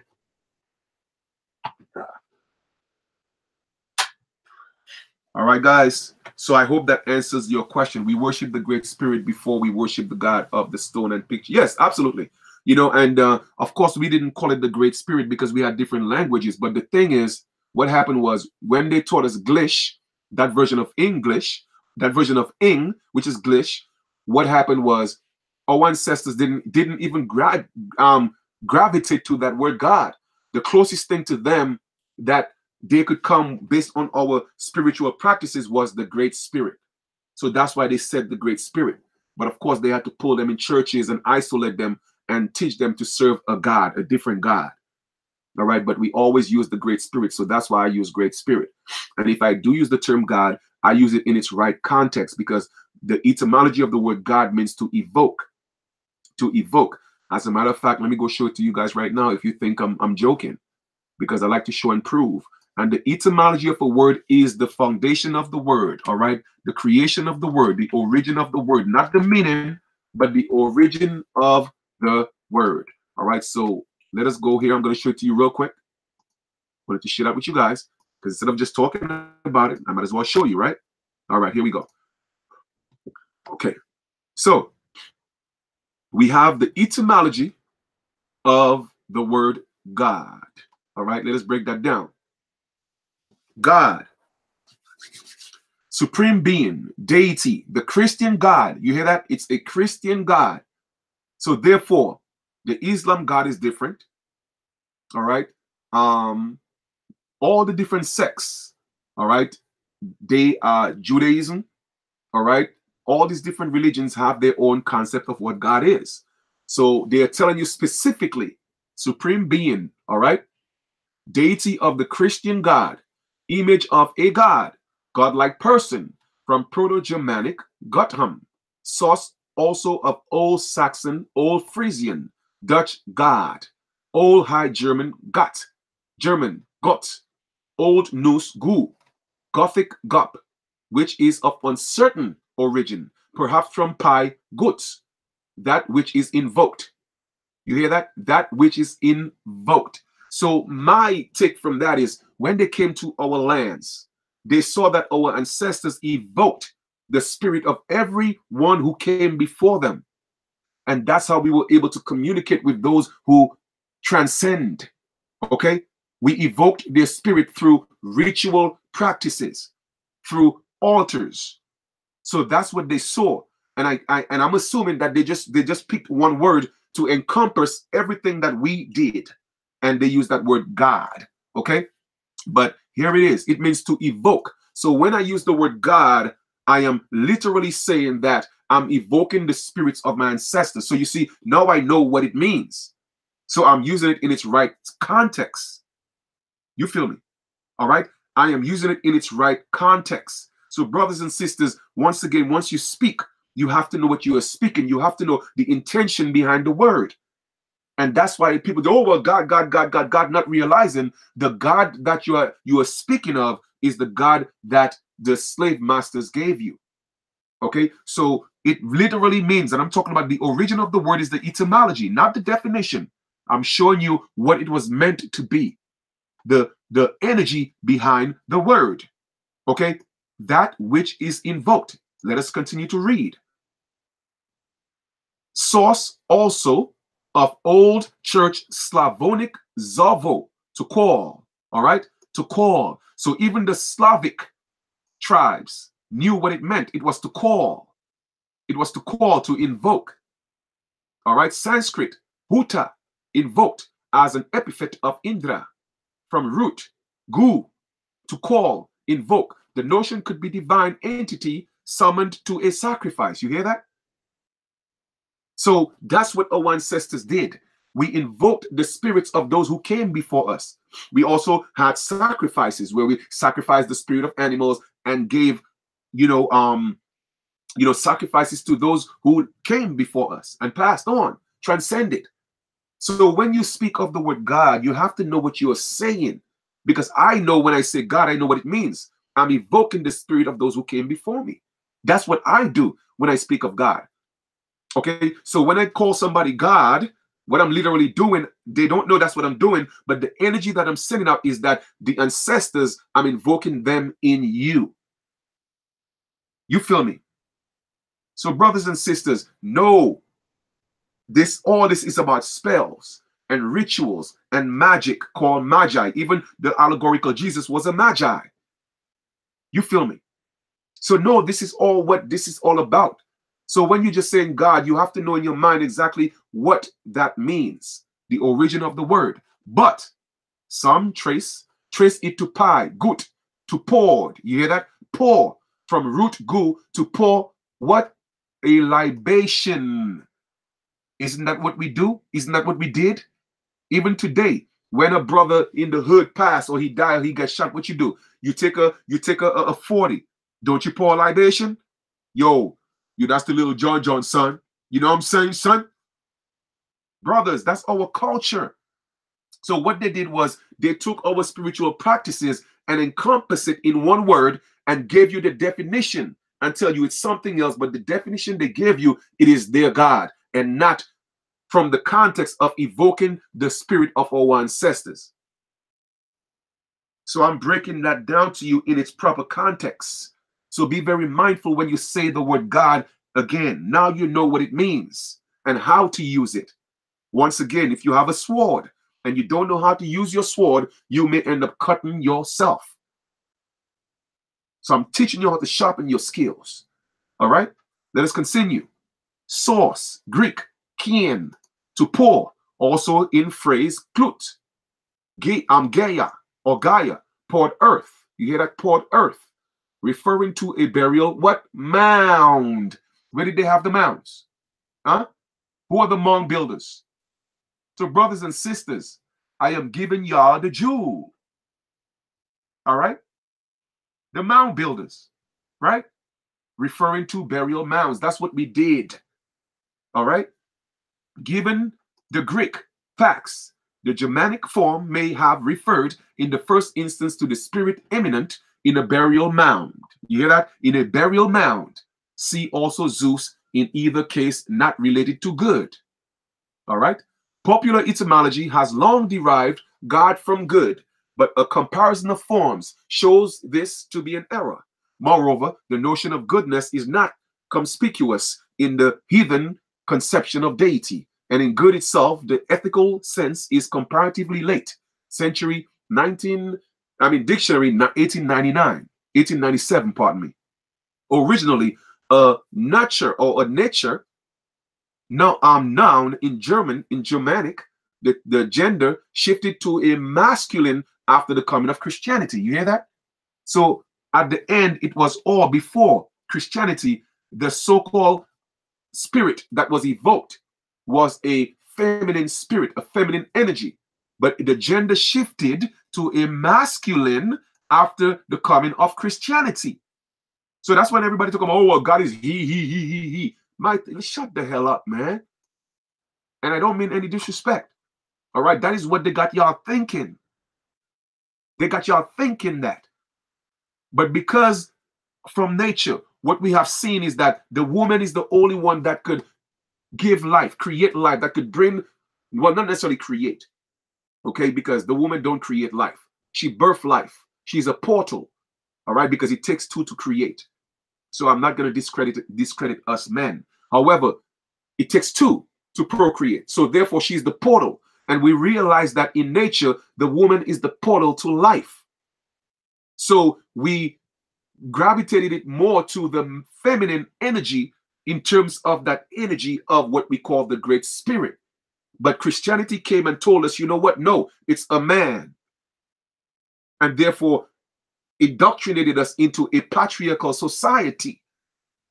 That's why in their Bible, they literally, what they do, they put down the woman in the Bible. The woman should shut the hell up and listen to her husband. Okay, the woman period is bad, but yet still in certain cultures, the period was considered a sacred thing, right here in the Americas.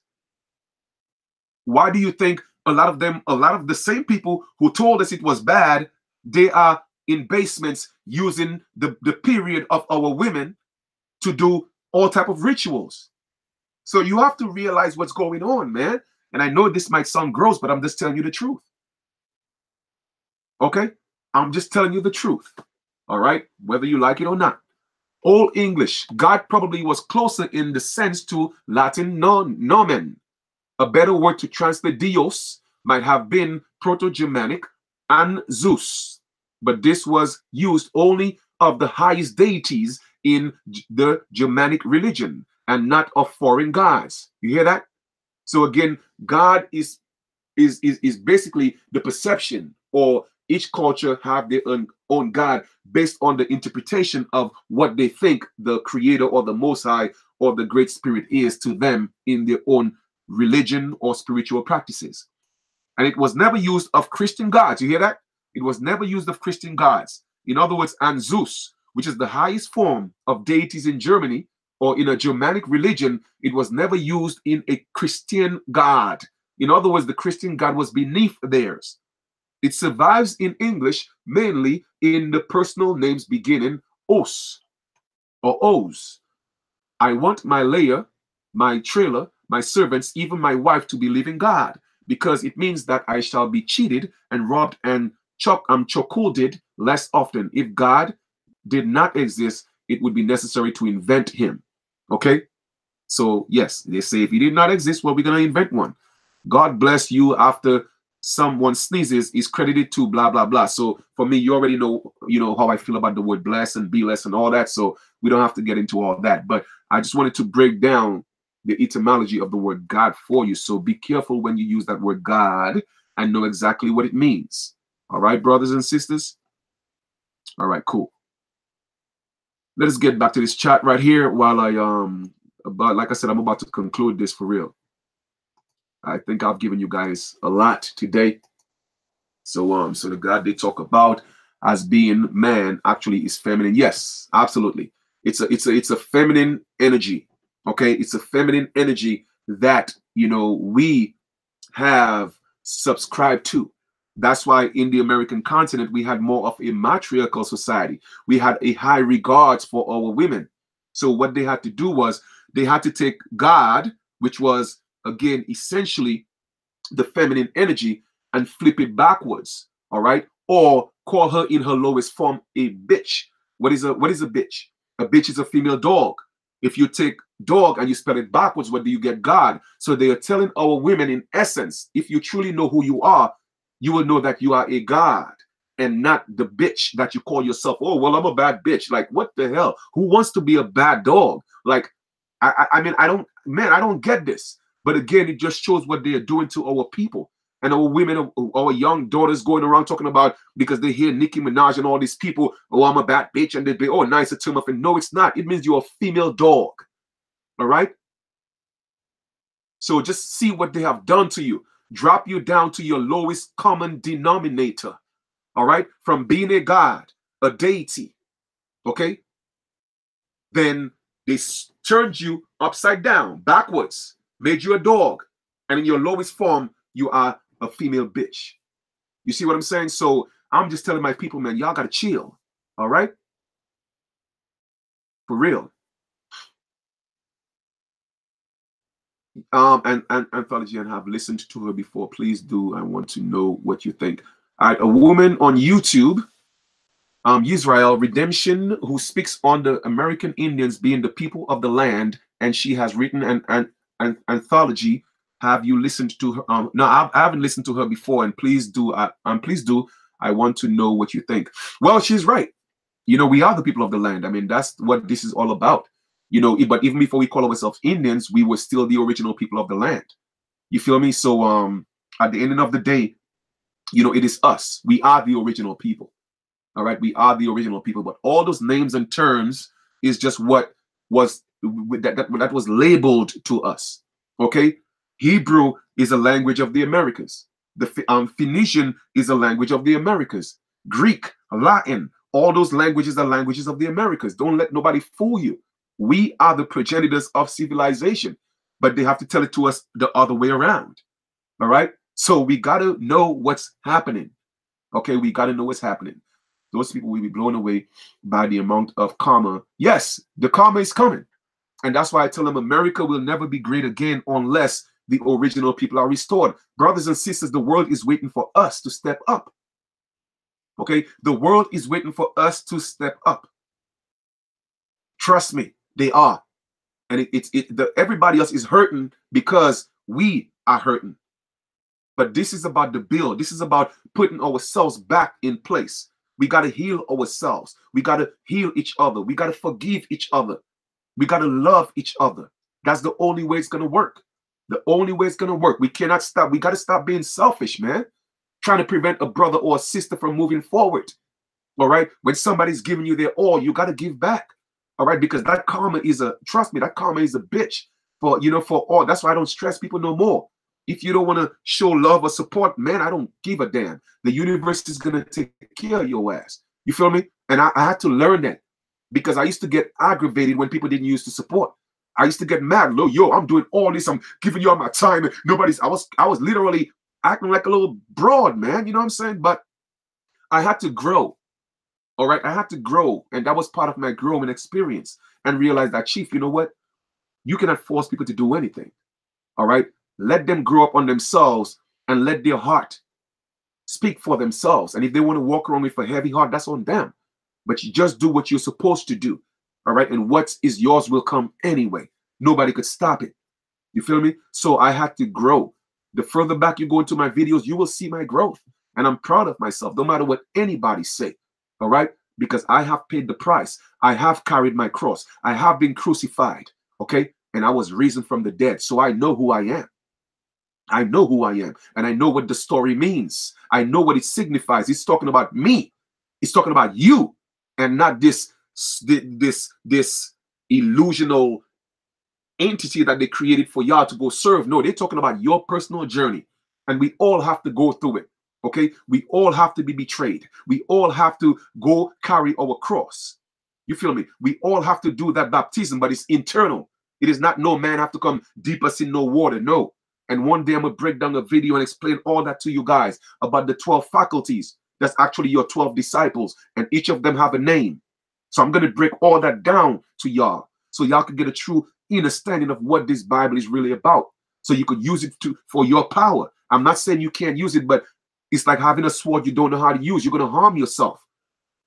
You're going to harm yourself. And these pastors and preachers and ministers, they're lying to the people. They're giving them the interpretation that they were told to give them, to keep them as sheep, because it's a business. The church was used as a means of enslavement, all right, for our people. So y'all better wake up and realize what's going on. But I don't want to turn this into religion, so I'm just going to stick on that right now. You feel me? But all that stuff is to come. I'm going to break all that down to you. A lot of the words in the Bible show you the meaning, what it meant. Okay, the metaphysical meaning of what it was supposed to be, the allegory, because it wasn't meant to be taken literally. And everything deals with you on the inside, within. That's why it says the kingdom of heaven is within. Everything is within. It deals with self.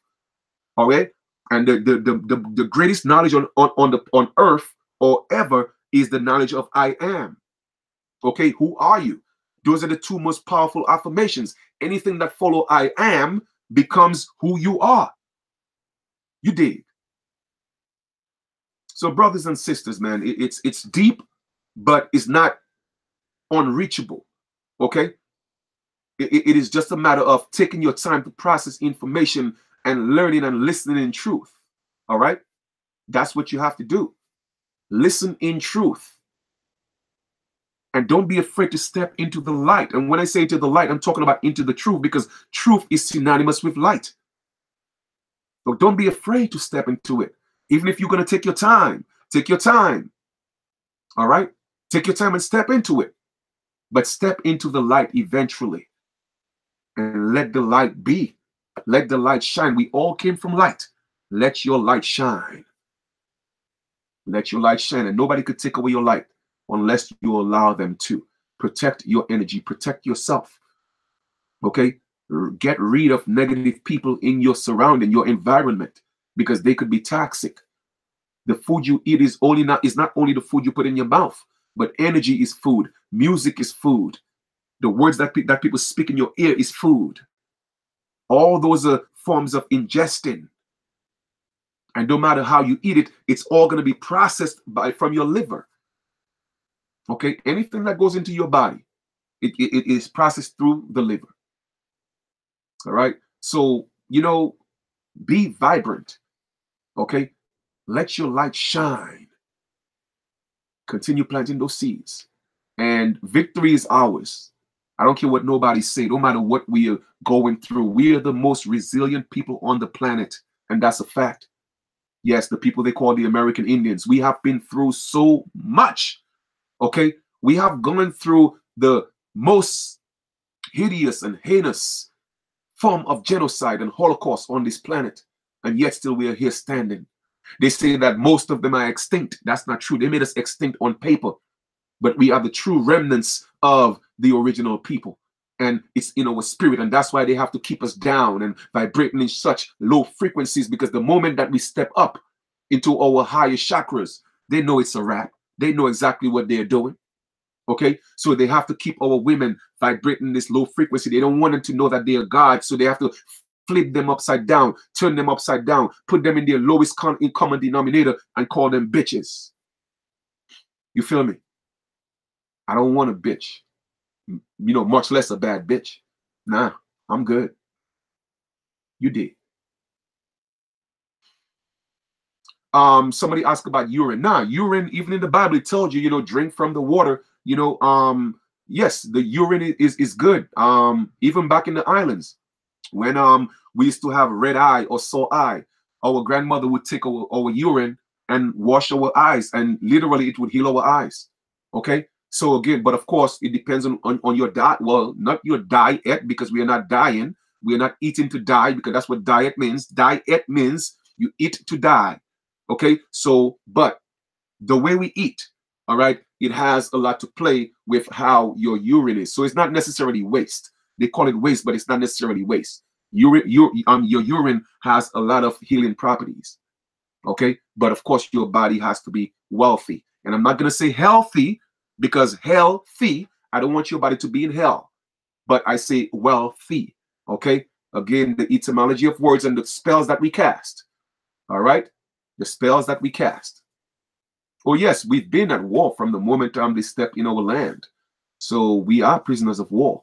But once again, my goal is to free my people. First mentally, and let it manifest in the flesh. And now it's time, like I said, Martin Luther King said, I have seen the promised land. Well, guess what? My job is to take you to the promised land. All right? That's my job. I believe that's my duty. It's my responsibility. It's my obligation. And I'm going to do everything in my power to make that happen. It's that simple. All right? So this is where we at with it. There's nothing wrong in telling the truth. And if somebody have to take you out for telling the truth, then it is what it is. But eventually what I want to do is one day, once the ancestors deem it right or the ripe time, then I would like to open up a lot of, wealth, not health, but wealth and wellness centers for our people to learn to, heal themselves again, love each other. A lot of our people haven't had time to cry. They cry for all the other reasons. I'm not going to say it's insignificant, but for all the hurt that we have been through as a people, we haven't forgiven ourselves. So we have a lot of healing to do. All right. Indeed, indeed. We use every part of the buffalo. Yes, that's true. We didn't let, in the culture, animals didn't go to waste. Okay. It was always, we understood, we had a true understanding of nature. So when there was an animal, if it had to be sacrificed, then a ritual would be done, right, for the safe traveling of the animal's spirit. Okay. And also the body, so that the body would be used in its proper way, because the respect we had for nature, all right, so that it would be what it needs to be, all right. So with that being said, every part of an animal went to a certain use, and then the parts that we couldn't use, we gave it to other animals to feed on. So it was a constant 360-degree cycle of life. Okay, you take, you got to give back, you got to give thanks. You cannot just kill like that, all right. We never did that. So our culture was really deep. So when these people came here, they saw how structured we were. All right. Such a loving people, such a natured people. They took that away from us by calling us savages, But it's okay though. We coming back. We coming back. We are coming back. And victory is ours. All we have to do is just step into our place. It's that simple. Because they know who we are. I mean, the secret is being out the bag. And that's why everything our ancestors, the Great Spirit, is turning things around. You know why? Because they are going to assist us, because we are assisting ourselves. All right? We are assisting ourselves. And that's the only time we will be able to get help from the higher powers, because we have free will. They will not just interject just like that. No. Okay? No, they will not. I don't care how much you call, how much you call. All right. You have to start putting in that work, start stepping into it. It's only when you start stepping into it, the calling is just the attention. Okay. I'm picking up the phone, I'm calling. Now they hear the phone ringing, but they're not picking up the phone because you're not making any moves. But you are getting their attention because you are calling, you are knocking. You feel me? But it's when you start actually doing, they like, okay, now our children are ready. It's time to put in that work. Okay. Yep, it's that simple. You feel me? But yes, the world knows who we are, and we are the original guardians of the universe. Yes, the American Aborigines. That's a fact. All right. So we have a great responsibility to step back into our place, so that we will save the rest of the world. Is the only way it's going to happen. And if we choose not to wake up, it's going to be even another great catastrophe, where we have to learn a lesson again and again and again and again. All right. So it is our responsibility. You feel me? Yeah, that is true. Okay. So guys, man, thank you. This build was a great build. I know, I mean, I started with lawful documents into all this different stuff, yeah, you said you hear me knocking, but you won't let me in. That sounds like a song, but nah. Anytime any one of my brothers reach out to me, man, I always reach out. You know what I'm saying? Because I know how important it is, to get our people right on track. You feel me? And I'm just playing my part. How can you hate right now? Come on, we are the strongest. We have to overcome. Of course. There's no time for hate. And that's why, for me, that's why the ancestors communicate with me very well, because they know my heart. My heart is as light as a feather. So I tell people I could only show who I am in my actions. Anybody could talk. Anybody could talk, because sometimes the mouth just have a way of just running sometimes.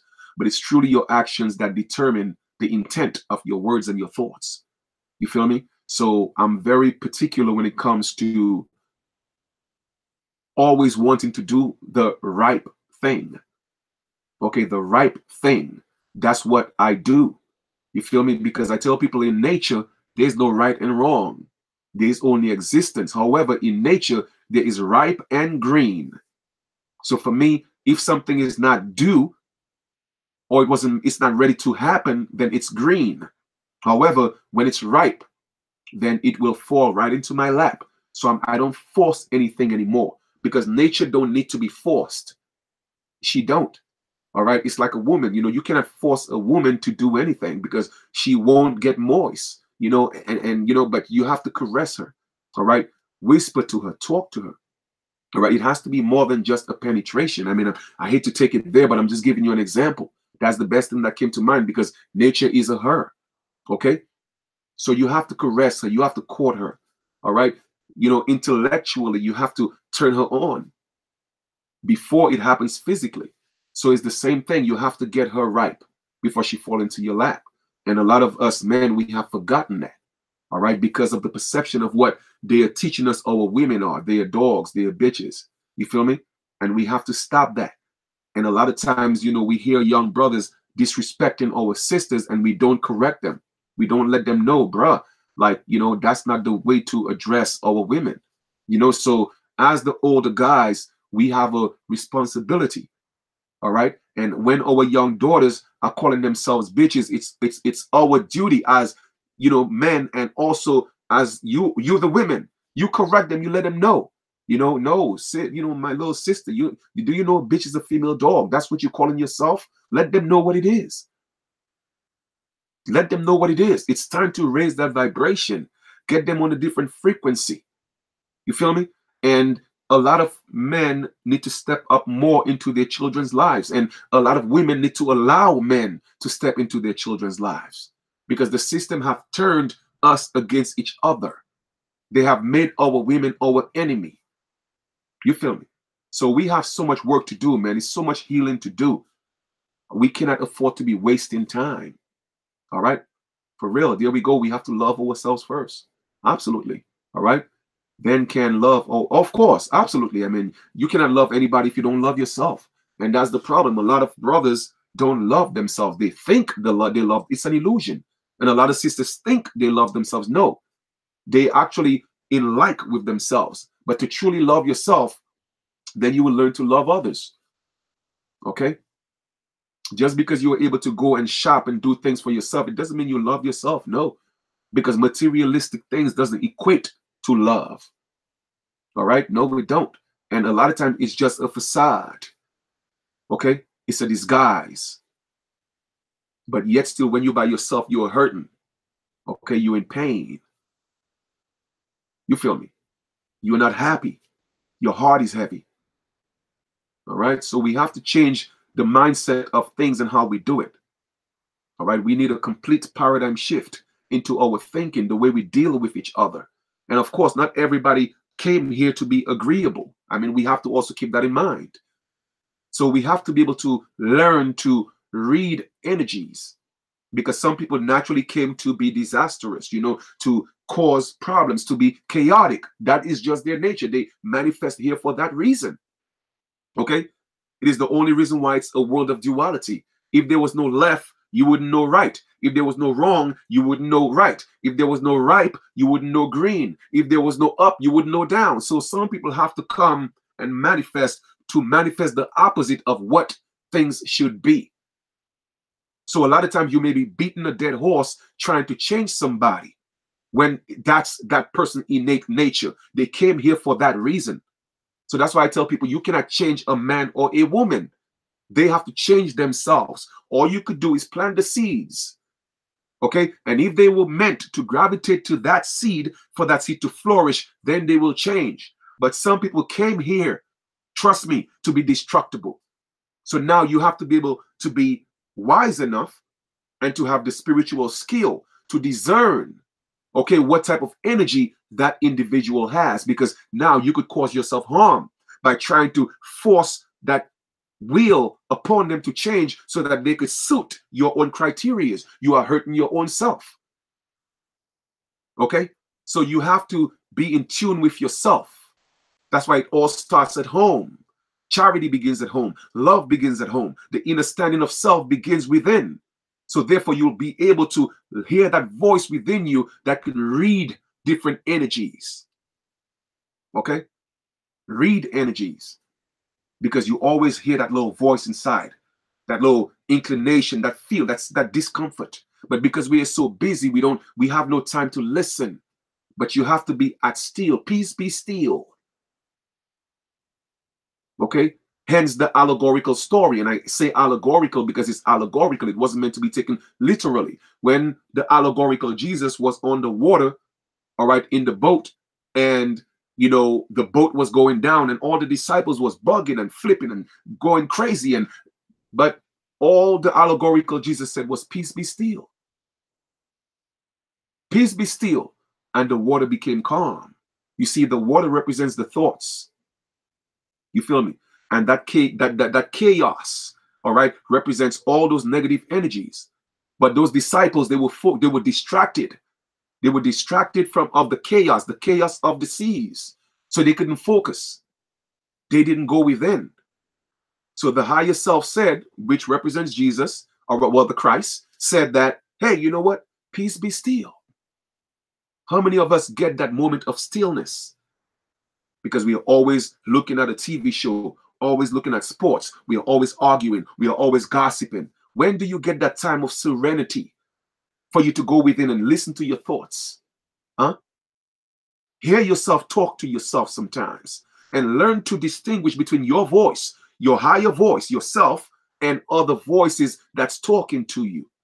Are you able to differentiate between those?